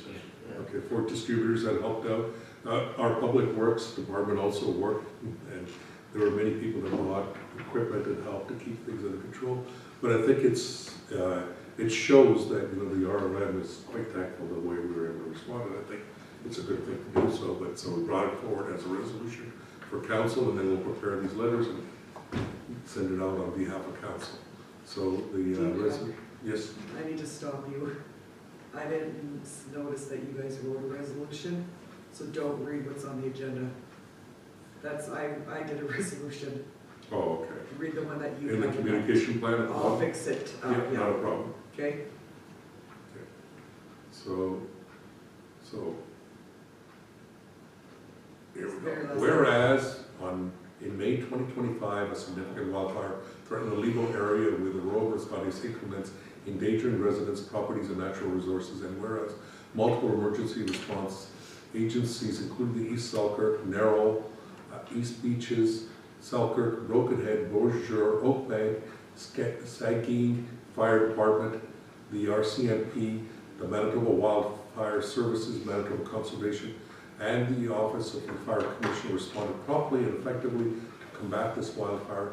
And whereas these agencies demonstrated exceptional professional coordination, just to fix up the other one is Broken Head Ojibwe Nation, and it's Sagkeeng First Nation Fire Departments.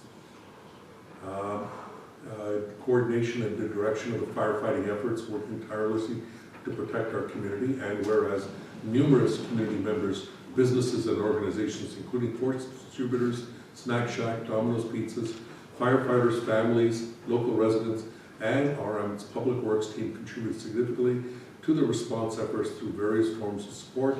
And whereas this collaborative response exemplified the strength, resilience, and unity of our community during a time of crisis. Now therefore be it resolved that the Council of the Royal Responde St. Clements hereby expresses its profound gratitude and sincere appreciation to all emergency response agencies, community members, businesses, and organizations that participated in the Lebo wildfire response. Be it further resolved that the Council recognizes the extraordinary efforts and sacrifices made by each individual involved in protecting our community during this emergency. Be it further resolved that the Mayor be authorized to send formal letters of the appreciation of each of the contributing fire departments and emergency response agencies.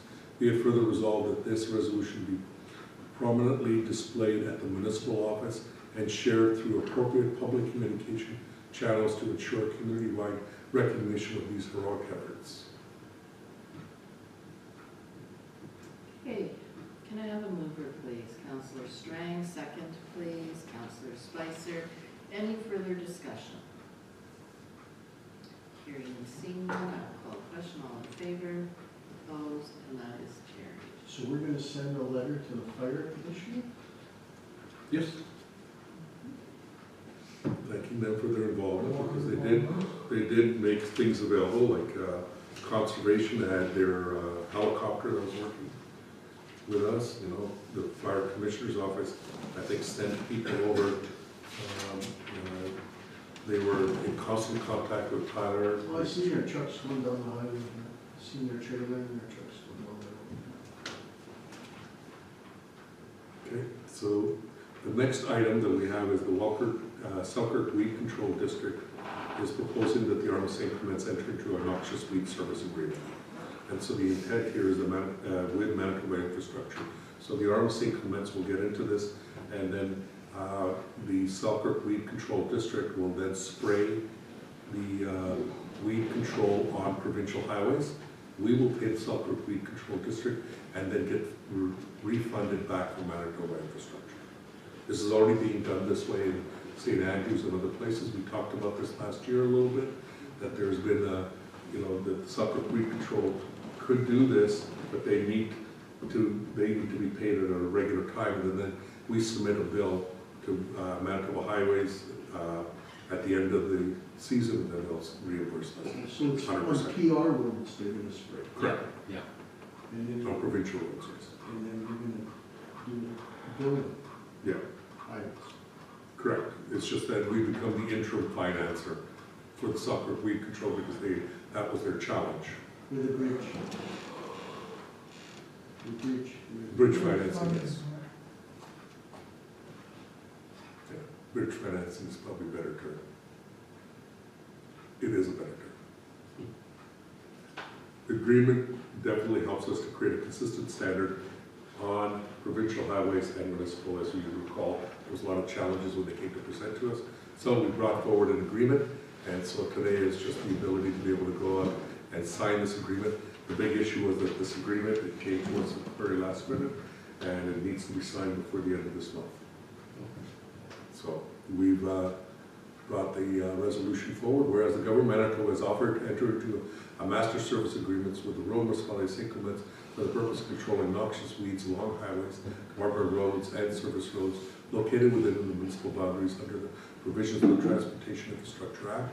And whereas the municipality has reviewed the terms of the conditions of the agreement, including the attached schedules and funding provisions, therefore be it resolved that the Council of the Rural Municipality of St. Clements approves entering into the master service agreement for noxious weed control for 2025 season commencing June 1st and ending October 31st. And be it further resolved that the Chief Administrative Officer be authorized to sign the agreement on behalf of the municipality. Can I have a mover, please? Councillor Boulanger, second. Councillor Strang, any further discussion? Hearing and seeing none, I'll call the question. All those in favor? Opposed? And that is carried.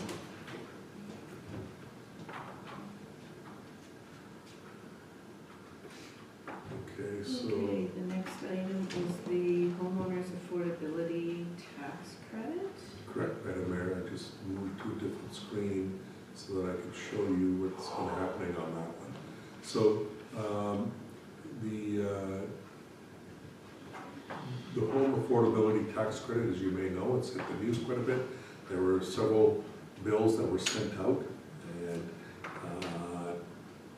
in Winnipeg, where individuals thought that they who had it as a primary residence and discovered that it wasn't because their bills go up sooner than many of our municipalities. And so if you had not received the APTC last year, which was the $350, then it was never recognized as a primary residence. So many people missed out on that primary residence opportunity.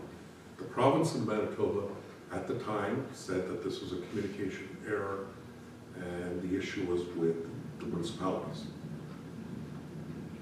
There was a reaction to that, so council needs to know that, so the Manitoba Municipal Administrators sent out a member update identifying that there was an error in this communication, that it was not the responsibility of the municipalities, and there wasn't enough process and communication that affected it. Since then, there's been some back and forth on the news, as you may have seen, and what we have is a new program situation. So we received a bulletin from the province of Manitoba. Basically, the bulletin states that here's the process to follow. They've extended the deadline. Originally, the deadline had expired for many people, and so they weren't able to take advantage of that tax credit. They've extended that deadline to November, and they're saying, municipalities, if you've already sent out the bill, when the people come in to pay, you manually calculate the tax and then refund it and then get the money back. Or if you've already collected, then refund the individuals and then get it back from the province of Manitoba.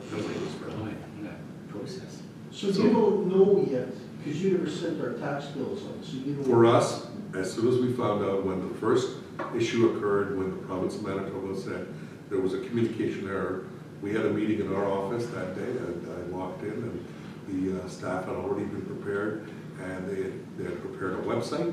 That's what I wanted to show you, that we have a tax website that specifically outlines these issues for our RM. So we began to notify all our residents and developed a plan to notify our residents by the end of June. If you make the changes, we can update our tax rolls accordingly. They have to fill out the form, so we provided the form, so that's what I wanted to show you. So the first thing I wanted to show you was the form. And so the form, so we got the new home tax, affordability tax credit. We created a news thing. We're going to put this in our newsletter as well. That's going out at the end of this month or the beginning of next month.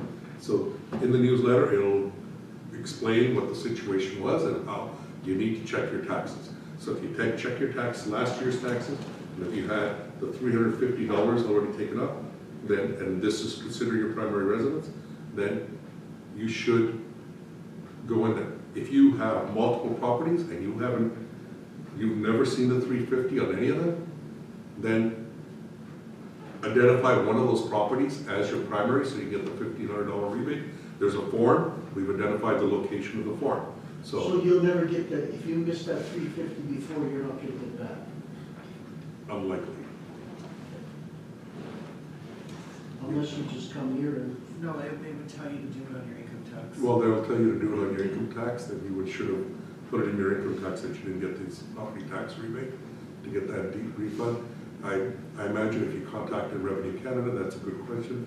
We'll have to see if Revenue Canada will let you backdate for so many years that you weren't able to collect. I don't know. But that's what they were telling originally, was $1,500. If you didn't get it, make the claim in your income taxes. But as you can appreciate, an income tax claim isn't the same thing as a $1,500 rebate. So we've set up a website. We're doing all level of communication.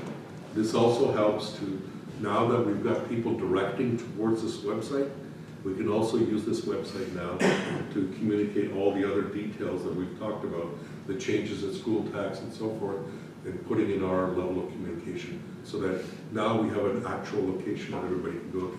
So this is our website that if you wanted to go to, it's on property assessment, property tax site. Can you share? Sorry, Madam Mayor. Where's the sharing stick? It's on this screen. You should all see it. I see You it see it? on property tax. I mean, that's what I've been doing, yes. I guess I'm not on that page. You know what, ours is on delay also, so as you're talking, and then all of a sudden it starts to roll later on. I know, I gotta look at new technology there. Okay, I'll find it, I'll Just get talk. it. Just, icon it down, minimize No, I it, just, Yeah. I screwed up. minimize that there, then you go to the pylon. There, here. So this is our website. So it talks about property tax bills, late payments, methods of payment, in-person RM, by mail, pre-authorized payments, talks about pre-authorized payments, PAP enrollment form. It has the adjustment forms, the online, pay online, how to do it, credits and property taxes if you are moving, homeowners affordable tax credit for this year, for 2025, it covers all the details there. And for renters, if you rent your home, for seniors 2 tax rebate. So all this information is here. Now what we'll do is direct all our people here. Back up, back down, back up. This way, No? Back up. this way. Down, Some more. down, some more. Down. Okay, hold it right there, sorry. No, It's on delay. Yeah. This is the one, are you moving it? Up. homeowners, Oh, it says seniors here. Yes, It was senior 65. school tax rebate. Medical seniors who live in their own homes may be eligible for the senior school tax rebate.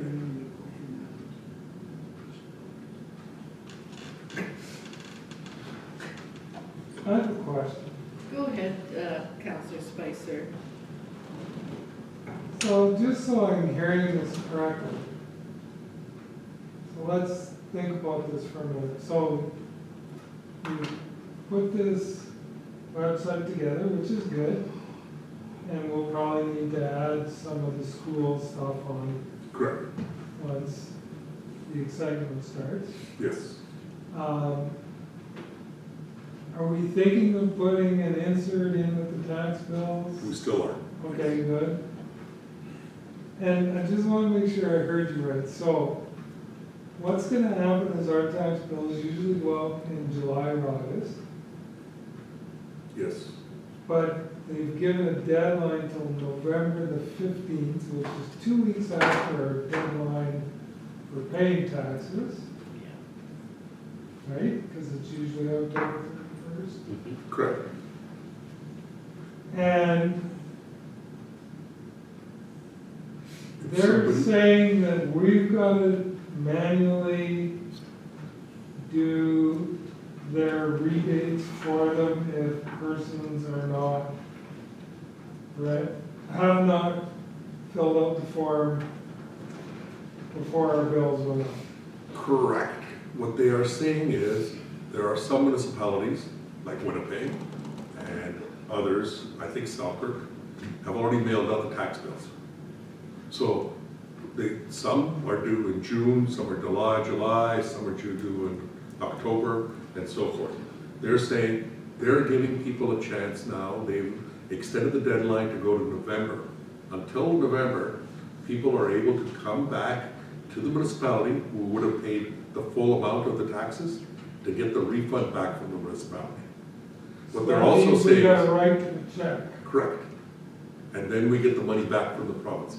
It specifically states that, so the steps to calculate, so adding the HRTC after tax statements and before November 15th. So for some reason, if we've missed somebody, so our intent is to try to get as many people as we can before June 30th as our deadline with our communication, so that we can update our record rolls so we don't run into this issue, because this came out just recently. This new bulletin just came out just in the last couple of days. Yesterday. Okay, so just an extension of that then. Yeah. I know we talk about Connect being for emergencies. I would suggest that we should be using Connect to get the word out here. Just to save all of the work Yeah, so we that's can do, gonna come out of this, because if people don't see our website, or people don't look, at the newsletter. they get their tax bill, throw it in the corner, they know when they need to bill it, to pay. Don't even open it, don't look at the insert. Cause it happens, I'm not being negative Nelly here, it's just the way it is. We've already asked Marissa to start something for Connect. Okay, There's not perfect. gonna be that many And people then that have begun. my next suggestion is typically in the past when the province of Manitoba did some work for you, there was a 30% administration charge. I think we should be adding that on to this one. We can try. Well, all they did is they just dumped it on us, right? All the They work said- has been dumped on municipalities, that's what this says.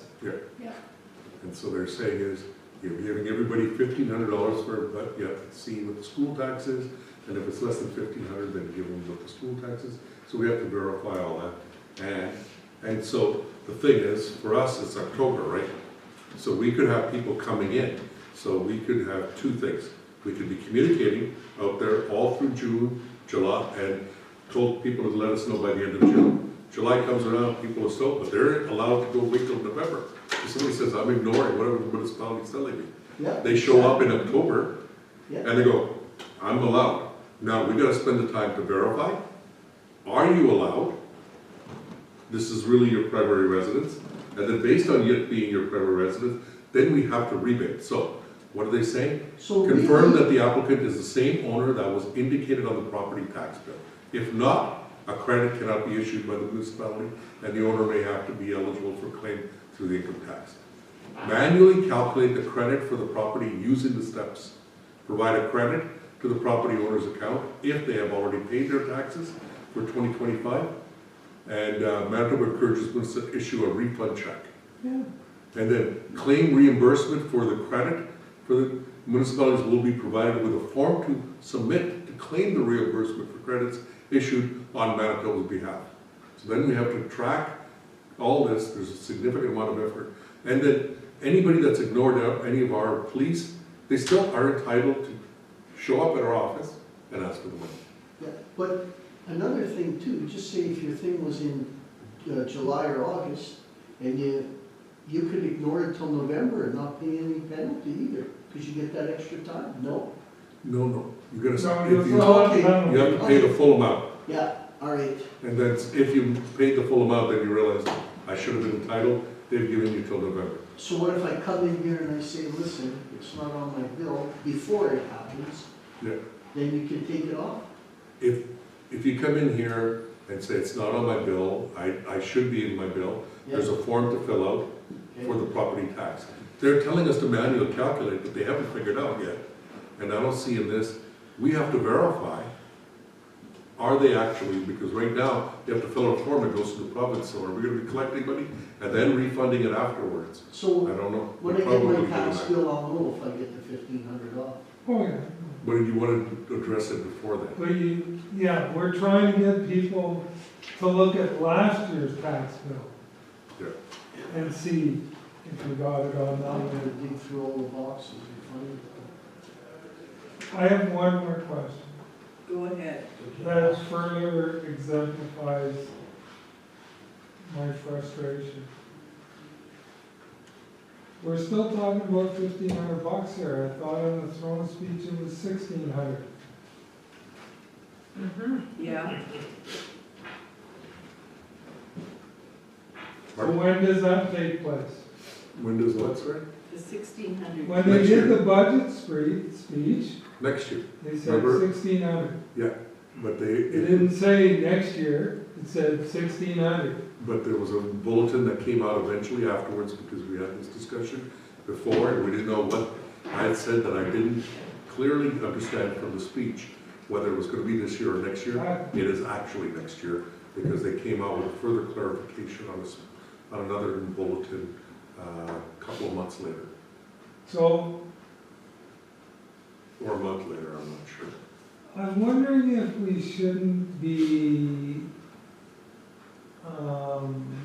discussing this at our district meeting, how maybe the province needs to communicate a little clearer with municipalities. Correct. Because really, that's the problem here is communication. You know what the problem really is? Them having it on our tax bill.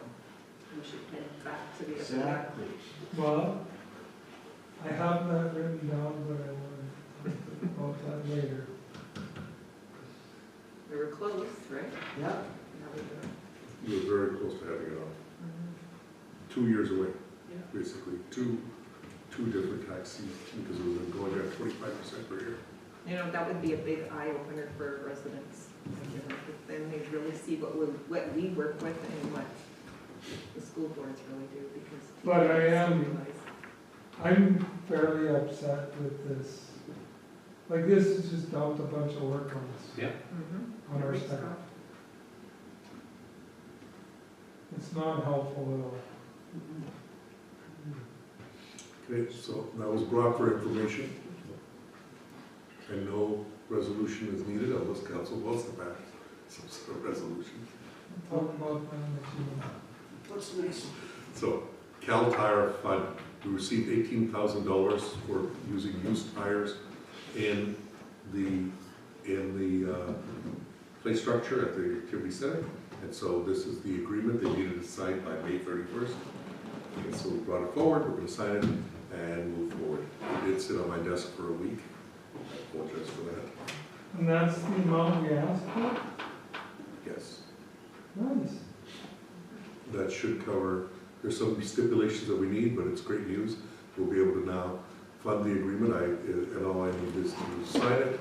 And so we've got a resolution. Whereas the Rural Municipality of St. Clements has been approved to receive funding in the amount of $18,000 out of the Cal Tire Replay Fund Community Grant Program, and whereas the funding is to be used towards resurfacing of the playground at the South St. Clements Activity Center using recycled rubber products, and whereas the terms and the conditions of the grants are outlined in the Cal Tire Replay Fund Agreement dated April 24, 2025, therefore be it resolved that the Council of the Rural Municipality of St. Clements hereby accepts the grant funding from Cal Tire in the amount of $18,000.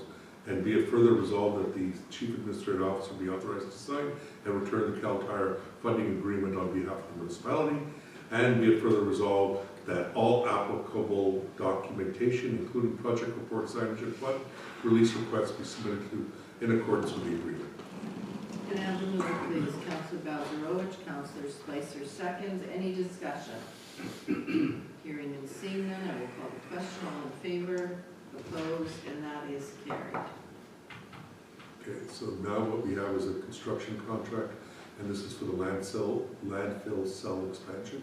So this is a CCDC contract with our contractor, Earth Tech, that was already selected. in the previous, last month's council meeting. And so this is similar, the kind of contract that we signed for the CCDC for the daycare, as well as we had a CCDC for our activity center. So it just authorizes us to move forward, and it was it's been reviewed and designed by our project manager contractor, which is Dillon Consulting. So we feel comfortable moving forward. So what we're recommending is that the RM approve this agreement and allow CAO to sign and seal the same. So resolved that the RM St. Clements approve the agreement dated May 26, 2025 with Earthmax Construction for the purpose of construction of the landfill cell expansion as presented, and the CRB authorized to sign and seal same. Can I have a mover, please? Councillor Corbis, second. Councillor Sutherland. Any further discussion? Hearing and seeing none, call the question. All in favor? Opposed? That is carried. So next item, Madam Mayor, is a closed list of accounts. Resolved council approved the May 27th, 2025 list of accounts, check numbers 25,000,512 to 25,000,576 in the amount of $268,517.73 for payment.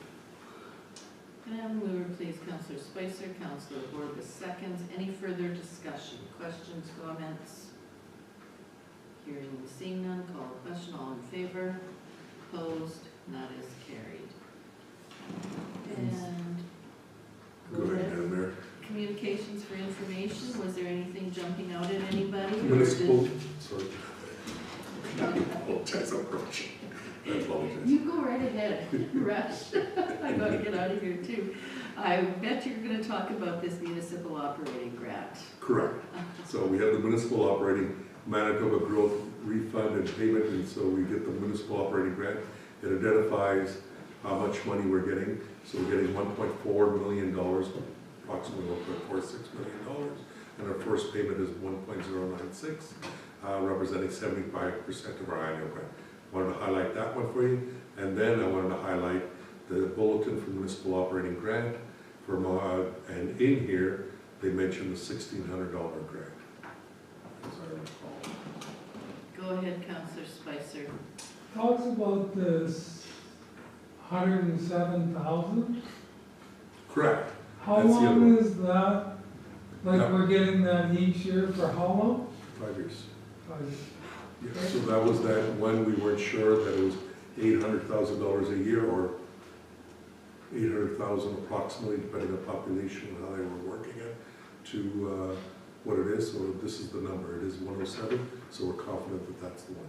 Thank you. That was the other one I wanted to bring up here. So that has an impact on some of our strategy related to the landfill. And we'll be reviewing that when I get back on looking at all our finances and the accounts that we have in the reserves. Okay, anything else?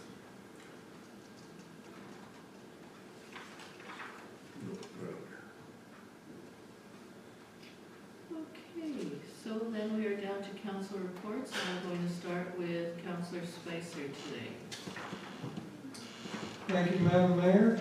On May the 14th, I had a Red River Planning District human resource meeting. May the 15th, Dana Regional Library, we had a regular meeting. Now, there's two things that came out of that meeting. We talked about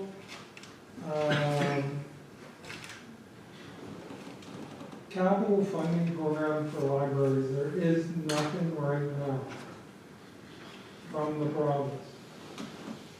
So I asked if they wanted a AMM resolution to come through, but I'm kind of thinking that they're going to try and do an approach themselves first.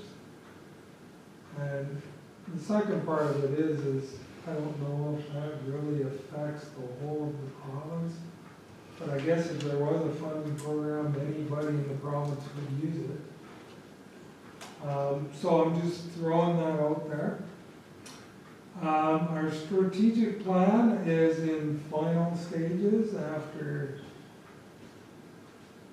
pandemic, various other things. It's been on the go for a while. And I do have one other thing in camera that I'll bring up later.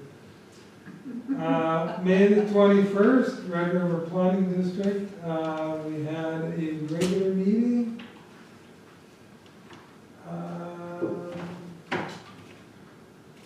We are now have a full complement of staff in Red River Planning. How many? I believe it's 26. That's the big news from there. Oh, we had a big discussion about the trusts and the stamps and the, what was it? The province came out with some kind of a statement on how the trusts are supposed to be dealt with, because for years, the province was under the impression that every trust that came out was engineered, and there was a number of them that weren't. So now we know where that's headed. May the 22nd, we had a Northeast Grand Watershed District meeting.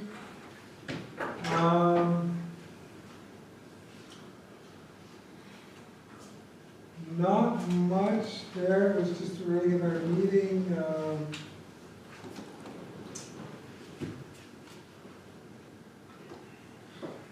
We do have a Manitoba Association of Watersheds tour coming up, and I'll have to let them know by June the 12th if I'm going to attend that. We might end up paying for it, because we're elected officials, not players.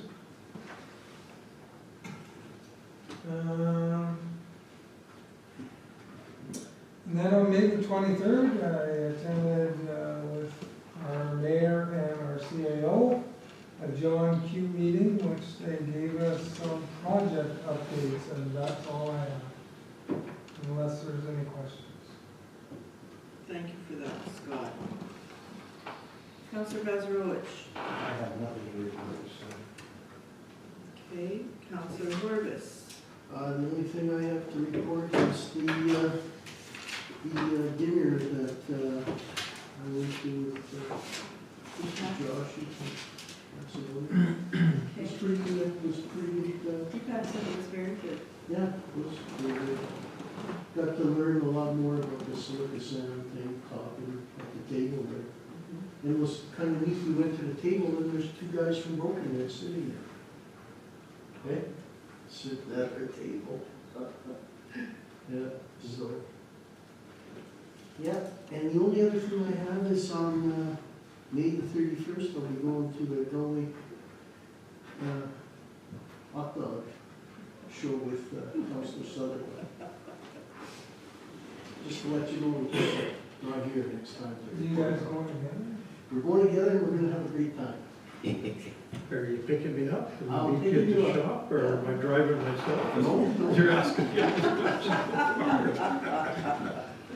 I'll sleep on it. Make a Let you decision. sleep on it, give you an answer tomorrow. Go ahead, Councillor Sutherland. Okay, thank you.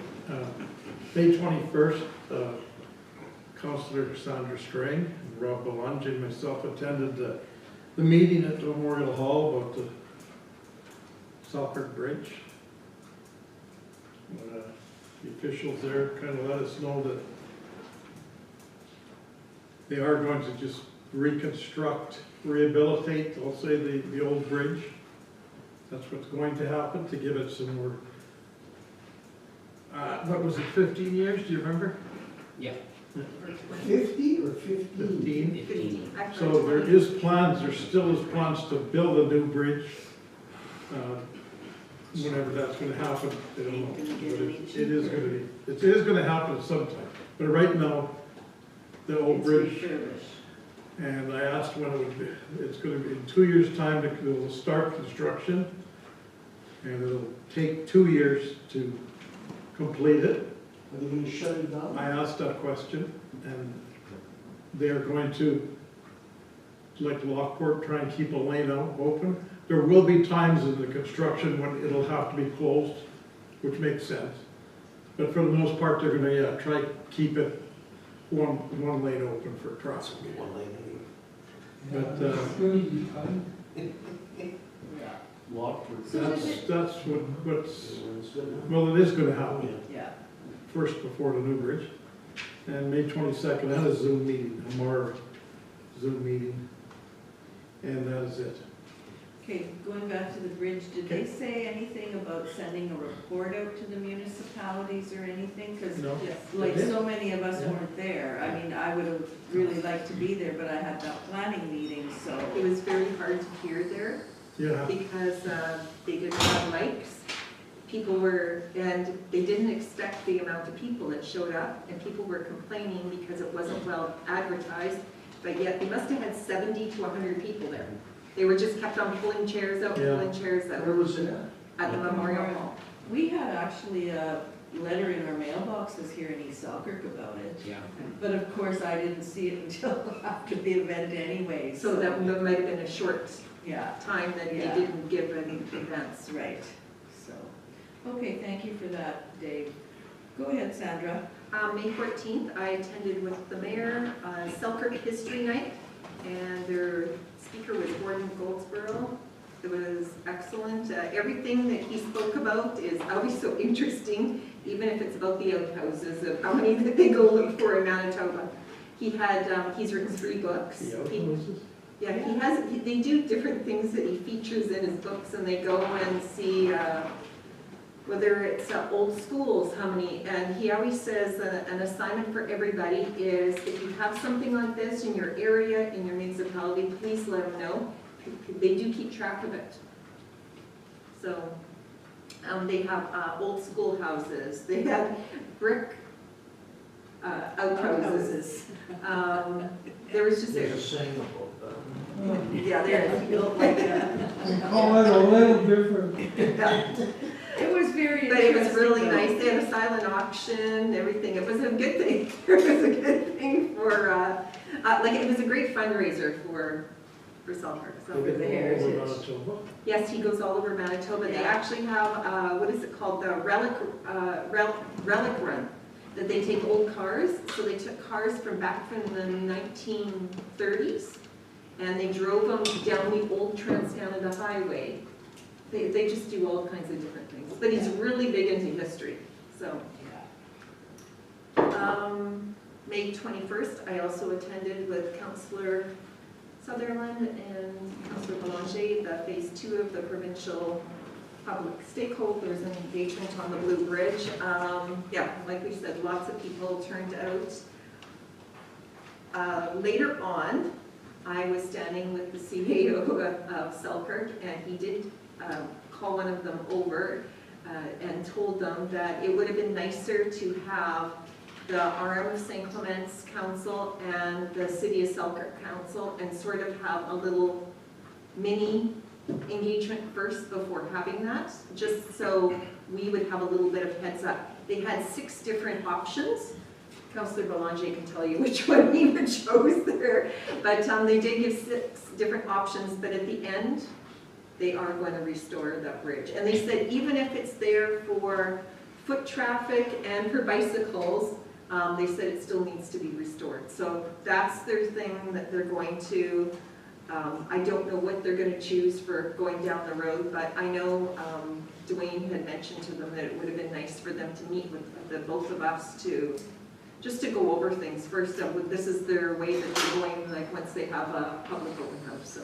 Do you know, does anybody know how much the Lockport Bridge cost to restore that? $50 million. 50? Yeah. So all you're gonna get here in Saltburg is sandblasting and new overlay on the asphalt? No, That's all you're gonna They get? said that the pillars are still really good, that's right. and they said that they were going to try and Widen widen it it? and use the walking lane. They said they're gonna try depending on how the width. Not widen it, the road, but they could possibly extend the sidewalk further, that's it. in terms Right, of but that widening. would give it the Very width. little. Yeah, But- but it's but good for something. walking. Yeah, I know. But the So- walking they would build over the side, but they say that's not a for sure thing. They have to look at whatever else. But they said that the infrastructure down below the cement is very good, so. One thing I was, could I just? Yeah, no, because we're, keep I on. forgot that. Well, the lift bridge, Oh, yeah. well, that, so like the structure, there will be lots of changes to it because the lift part and those big cement, that'll all be gone. And they said there is lots of rust, which you can tell when you go over the bridge yeah. and go on the, you know, so it's not just, Yeah, it's not gonna be operating anymore. yeah, The that's, little portion. that's, How about that little house there? Are you gonna leave that? I don't, it's pretty You full. can rent it out and get cement. I'll put it on more. Yeah, put a Salisbury house there, good idea. And then they need the $1 million toilet to go with it, Yeah. like the other bridge. Anything else, Councillor Strang? Oh, and on the 24th, just to let you know, I attended Jim Stenson's Celebration of Life. I just went on my own from the Arm. It was Thank very you nice. very much for going. Jim Stinson. Oh, And they had lots of slides, they had lots on the Arm of St. Clement, so, and his retirement, and him being EMO. But it was our municipality that was featured on it, so, Yes. so, No, Jim was committed to this municipality. yes. Yes. Okay, go ahead, Councillor Boulanger. The only one I have is the same one these guys talked about, the Selkirk Bridge meeting. I was really looking forward to this meeting because this bridge is very close to my heart. I grew up in Selkirk, I grew up on that bridge, I grew up on the river. I'm very familiar with the bridge. My dad watched the bridge being built, so I have lots to say there.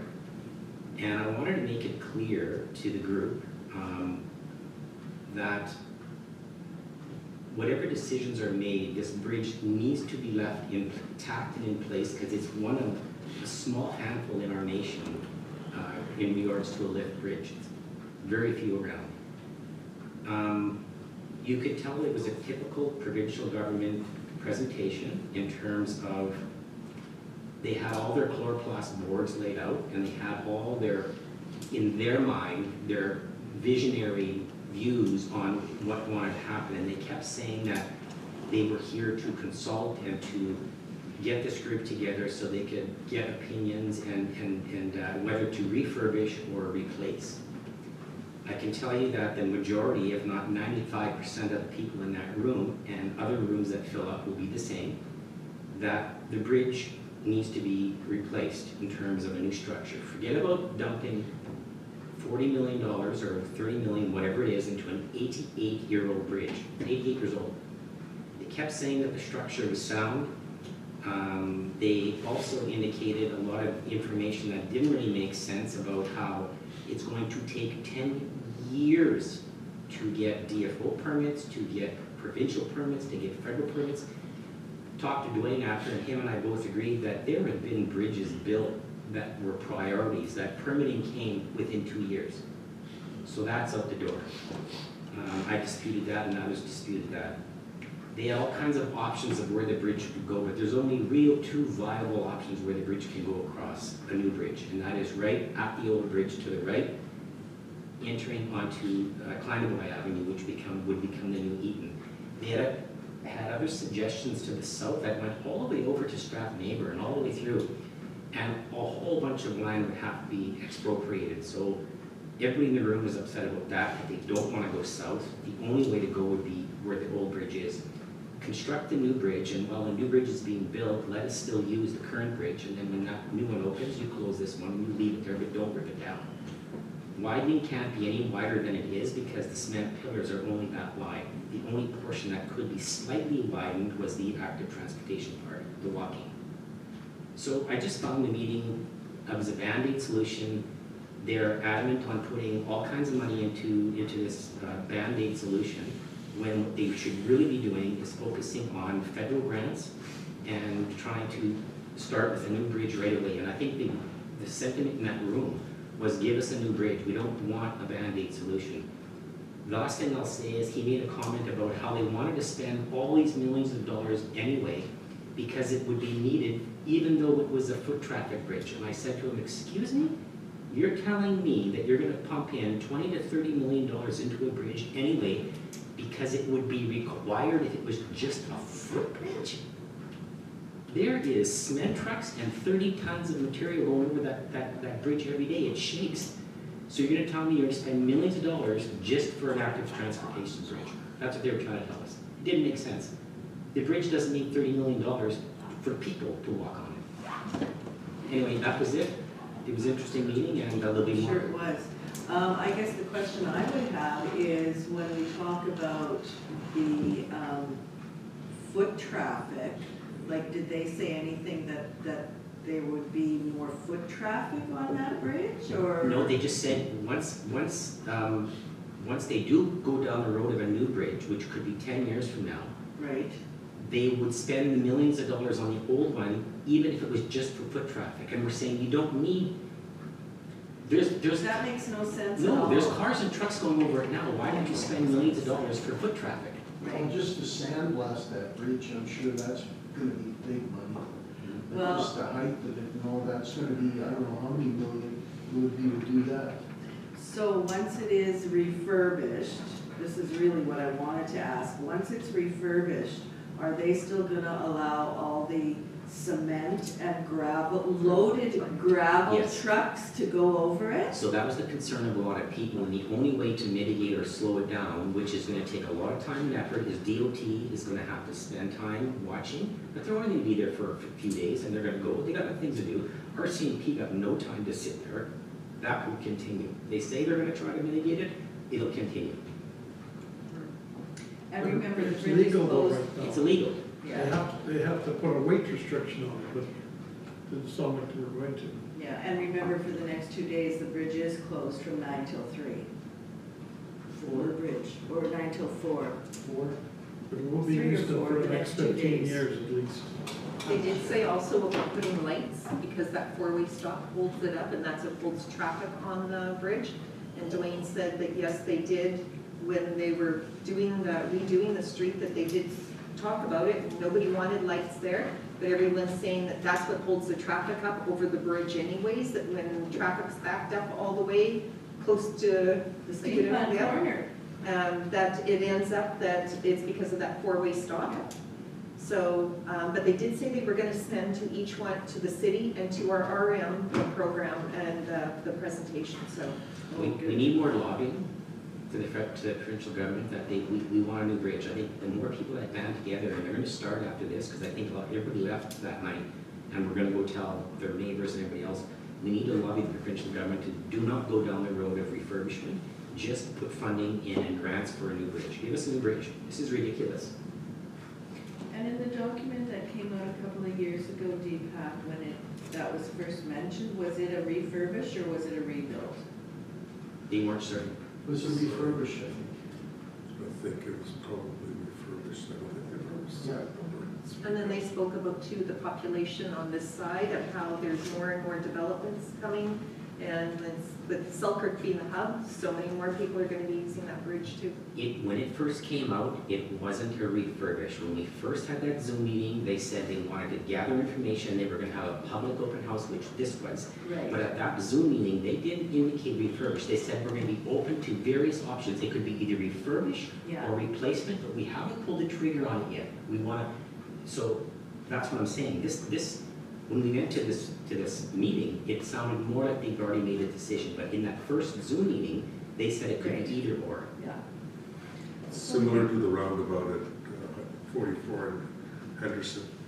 When I finally talked to the province, the representative there is saying they don't find it was just a It was a designing exercise. That's not the impression they gave us. They told us it was going to be happening immediately. Change of government. That's, Change of government. yeah, yeah. Okay, anything else from council? I'll zoom through mine, I don't have very much here. May 14th, I had a John Q. Finance Committee meeting. On the 16th, I had another JQ Committee meeting. 21st of May, I had a regular RRPD meeting. The 22nd of May, I had a CPR/WMR meeting, and on the 23rd of May, the JQ board meeting, and Councillor Spicer and Deepak were at that meeting, so, and that's all I have.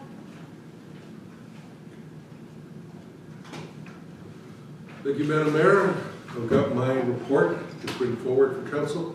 So St. Clements Activity Center, the project has encountered delays in achieving substantial completion by the end of May, and we are in negotiations to our completion date and have to adjust the grand opening. The project continues to be within budget identified in the 2018 dollars when the project was first submitted to approval. The Arnold St. Clements Open House will now be at the East Selkirk Recreation Center. And the redesign, the refresh of the website for the Arnold St. Clements has been implemented with a launch this month. A communication campaign has begun with the launch utilizing social media and our newsletter. We have introduced a new AI chatbot as a soft launch to see how it will help residents to better navigate the website. We're also encouraging residents to provide feedback on the design and implementation. A summary of the activities for the month of March for emergency responses bylaw. First of all, I guess East Selkirk was unable to update their calls. They were heavily busy this last month. But emergency response calls, 22 in total between Narrow and East Beaches, 13 in Narrow and 9 in East Beaches, and I've got the stats a little bit more detail there. Animal control bylaw, we had 8 complaints, caution issued 8, dogs at large 8. So we also began our summer enforcement program contract this month after the May long weekend, as it always starts, and we expect to provide those statistics next month. So the Narrow firehouse statistics are there, medical assist, hydro pole fire, carbon monoxide alarm, wood wildland fire responses. There were 4 of those, smoke alarm and so forth. And as you can see, East Beaches had a relatively busy month as well. And so, as you know, we had a significant challenge with the wildfires near Levo this month, and I want to express our gratitude to all those fire departments, emergency services, and volunteers who responded to the Levo wildfire. Their dedication kept our community safe. So now moving on to our dashboard of services. So we have the overall dashboard, and what I'll do is I'll zoom in a little bit so that you can see what I'm talking about. So this year, or this month, as you can see for the our month is almost over, so you can see this month that there are a few opens for this month that are, we did get a larger amount, and I'll talk about that a little bit later in camera. But we have, what I really wanted to point out was what's happened since January. Okay, so January is when we launched. Now, please ignore the numbers here because we didn't have the numbers between open and closed and so forth from the previous data, but we're using that previous data loaded into our system. But January, we started going live. And if you take a look at January, there was quite a gap between the numbers of open, between what was closed and where the activity was. Activity is the number of responses and things that we will have associated with each one of these applications. By February, we were already beginning to close that gap. By March and April, you're beginning to see that gap close. And it's something that's getting open, it's being closed.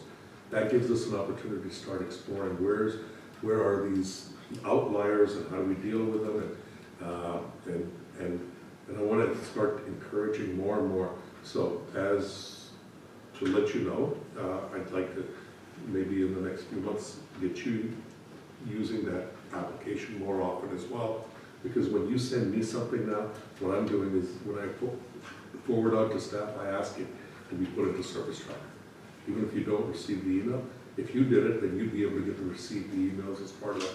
So the intent of all that is that This system is beginning to provide us the information we want. Now it's a matter of utilizing it and then analyzing it and managing it at that level. And I'm gonna talk about that a little later with you. So most submitted requests were grading requests, miscellaneous questions and concerns, dust control and gravel. That's for the past 30 days. Okay, and we'll take a look at where that's in the 15s and the 20s. So we're not talking about the large numbers that you'd be expecting. And then you begin to see the request by counts by the past 30 days, the month in comparison. So this is the dashboard. As I've mentioned, I'd like to get that dashboard in your hands. You get a better handle on what's happening in our RM, and we begin to then start managing on the exception management and let management manage the staff, and then we manage management. Or I manage management, you manage me. Either way, we'll work at delivering it. And as you can see, our average days to close has dramatically changed over the few months. And that's the intent, right? Service request is made and it's dealt with and closed.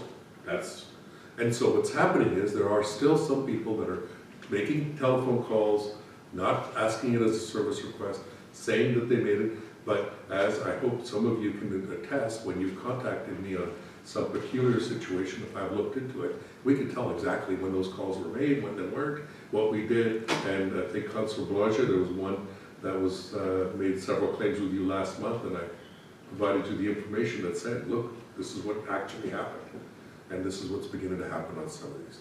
And so the intent was there. So what are we receiving? So 34 calls, Ward 1, 82 calls, Ward 2. What were most of them? They've been most of them have been closed. In progress, we have 2 in Ward 1 for this past month in April, and we have 1 on hold while we have many in progress. Sometimes what happens is they put calls on progress as an example. Somebody complains about potholes in April. Well, we've got road restrictions going on, so they put it on hold until they can deal with it the following month when the road restrictions came off this month. So detailed reports are included in the service request. So beyond that, I also provided the detailed reports. So I wanted you to see this. So this is the kind of report that we can have on an ongoing. So this is Ward 1.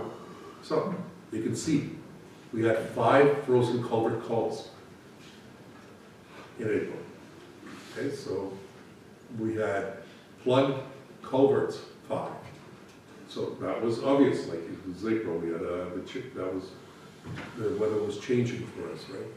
Damaged cart 2. So where are the majority, out of the 34 calls, what are the largest numbers here? So you get an idea what's happening, where are the issues, and what are we dealing with? And what did we encounter, like sewer connection inquiries? So somebody may have made a request about a sewer connection issue, which requires more data, so they put it on hold because they can't answer the question immediately or for various reasons. We can go in and start looking at those. And that's what I'd like to be able to get to is, say, where are those exceptions? What's happening with them? Then we can dive in. I bring up the system as part of our dialogue and discussions, either at a committee of whole or at a council meeting, and then I give you the information you need so that you can also be responsive to the residents. So closed means it's looked after. Correct. Okay. And so when you take a look at it, out of 34, 30 of them were closed. I have a question. Yes. Go ahead. So what if we receive an email that gets passed on to you, and it has 5 of these issues on the one email? Does that mean it gets split up into each issue? No, it puts on to the most relevant issue, or may go into miscellaneous questions and concerns depending on what's needed to be addressed. The issue is there's a service request. We're not tracking service requests for the type is the most prevalent type, but if we needed to look at it, how many of those are there? Like, Well, it was mowing, it was potholes, it was paving, it was, I don't remember what else. well, there's the one, which was basically looking to get a new paving request, basically. So we put it into new paving request, most likely. Because they were identifying a lot of issues saying, my road needs to be paved. As an example. There might be somebody describing a lot of issues, but the main prevalent. I just asked because that might be actually 25, not 30 if you were splitting it up. But it's one person complaining. Yeah. So what we're tracking is service requests Yeah, from individuals. I think so. Somebody would phone in for various things. So that's what we're doing right now, but we can certainly look at changing those things as we move forward. The idea is, if we're going to develop a good system, let's use the system to its No, I greatest just asked to interpret it correctly.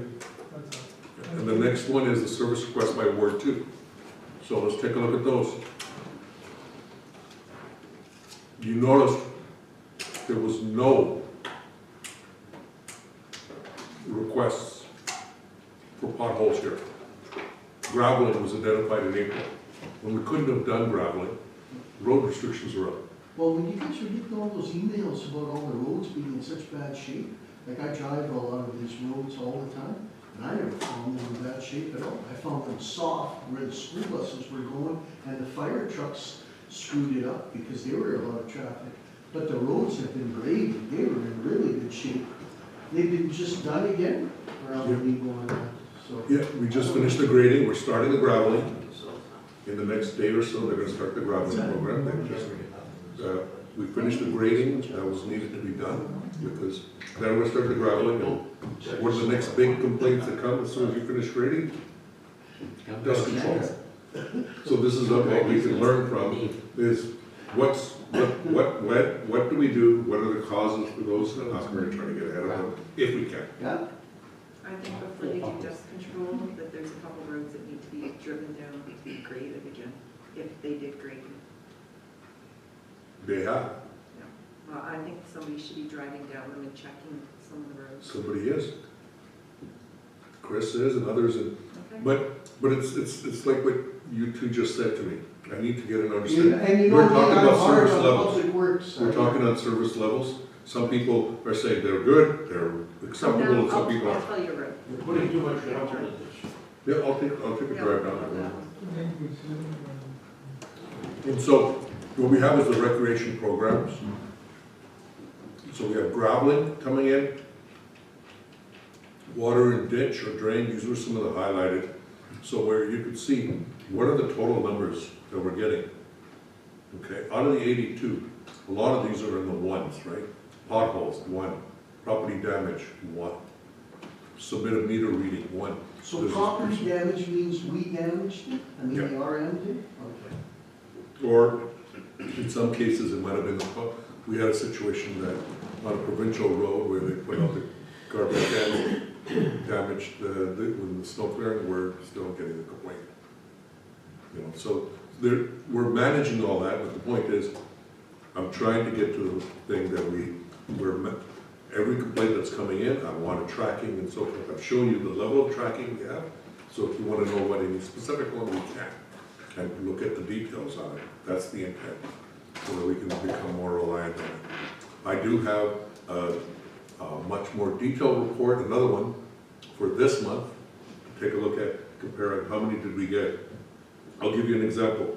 There's perceptions out there too. So we get some people to date, unless you're hearing it maybe, but we don't have anything in the system as a single complaint about McKay today. Nobody has complained about the use of McKay since we did that work. Have you driven it, Glenn? No, not really. There you go. No, I know, but the point is, we have not received a single Well, complaint that's about good, because driving. it's better than what it was, but Yeah. it still has potholes. I swear that it's a different person that did the CIL? same person. Yeah, that's what floors me. I No, drove but- that CIL road there that they fixed up. It's nice now, boy. There's concerns about coordination.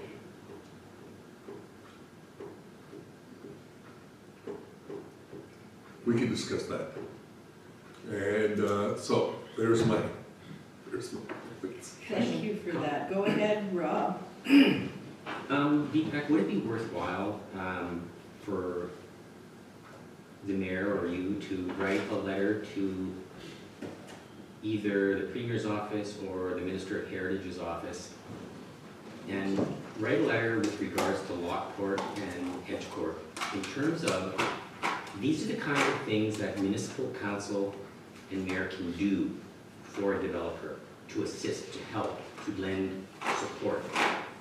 And in that letter you write, we have a developer who is willing to spend significant resources and investments into our community called Lockport, which will completely transform the area that we've all been waiting for. When are you going to release, give the developer and others what's required from your departments that we understand have been held up? Like, to me, that a letter like that, it doesn't have to be 10 pages, just 1 page from the RM requesting from the minister, CC the Premier, that this has been a problem and we would like a response. The developer would like a response. Because what's going to happen is this developer is going to take the highway and he's going to vamoose. That it's going to become another, Lockport's going to become another no-fly zone. I'm using your term. So, Debbie, Madam Mayor, I should say, is there something we can do as a municipality to show our support for that development in Lockport? And I think that is something we can do. I'm not asking for much, but that is something that we can show the developer support. I think we should be writing something from the municipality, and I would have no issue with putting my name to a letter. I mean, there are holdups there, and we kind of know what the holdups are. We can discuss them perhaps in camera, but I think that I would hate to see this developer walk away after all the blood, sweat, and tears he's put into this, and the help that we have given him through the process and everything that he's done there. For him to walk away now, it would be not good for anybody. So I would support Deepak penning a letter, and I can put my signature on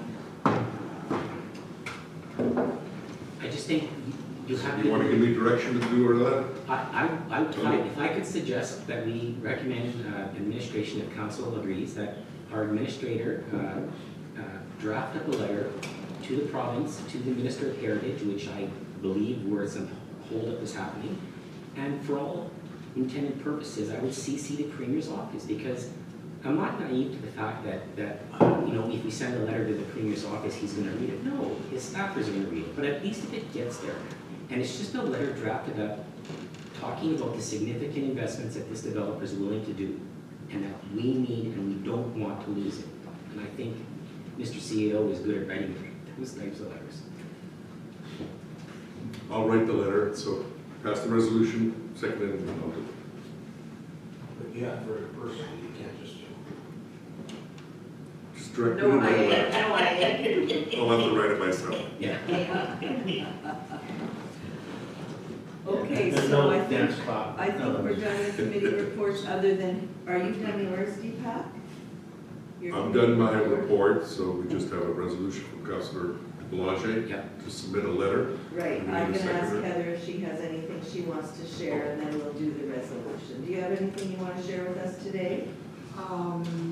We can report more on it, but our office is now got a new phone system in place, up and running. I see that. Oh, You- we have one here, yes. Yes, So, we're still learning, I still gotta do some manuals up and teach people how to do certain features, but so far it's working well. okay, thank you. Long-winded. Yes, thank you for that update, so, go ahead, Councillor Strang. Madam Mayor, at the beginning of the meeting, I asked to have that one, about that email put on, and I would just like to also direct administration, just to get a report back of whatever was done back in 2021 or whatever for that one resident on Coronation at the beginning where there's the... I can do a history on the court. Yeah, just if it, because maybe there was stuff done and nobody even realizes. There was stuff that Okay. the Just so we can let resident identified Okay. that the Armas of East St. Paul did the work on the other side of Coronation. That was actually the Armas St. Clements that did that work. Okay. No, I wasn't in the emails until the end, so. And so the biggest issue with this resident is that they're wanting, and this is the one thing I want to have a discussion with council. Maybe we should What put do in we camera. feel as a service level? Because there's more and more requests coming in from residents who want no water in ditches that have no possibility of overflowing. Ditches will have water, and in some cases, there are ditches that are just in low areas that are just almost impossible to change. Yeah. But we need to have that discussion, we need to create a level of expectation at the same point, and I agree. And for anything like that, I definitely will write a complete history. I just like, Yes. that we can let that resident know that stuff was done, or, Yes, that's an example of somebody who will call and want to speak to someone who will not leave a service request. The ditch by the Mariah, it's got water. Okay, so I think we've done everything on our agenda now. What do they call the free? Go back to camera. And, yeah, I think we have a couple of in-camera items, so we will go back in camera. Resolve council recess the regular meeting and go to in-camera to discuss legal and personnel issues, and further be it resolved that all matters discussed under remain confidential as per section 831B of the municipal act. I don't Can think I you have can a vote mover, on. please? Counselor Strang, second, please. Counselor Sutherland, all in favor? Who's moving?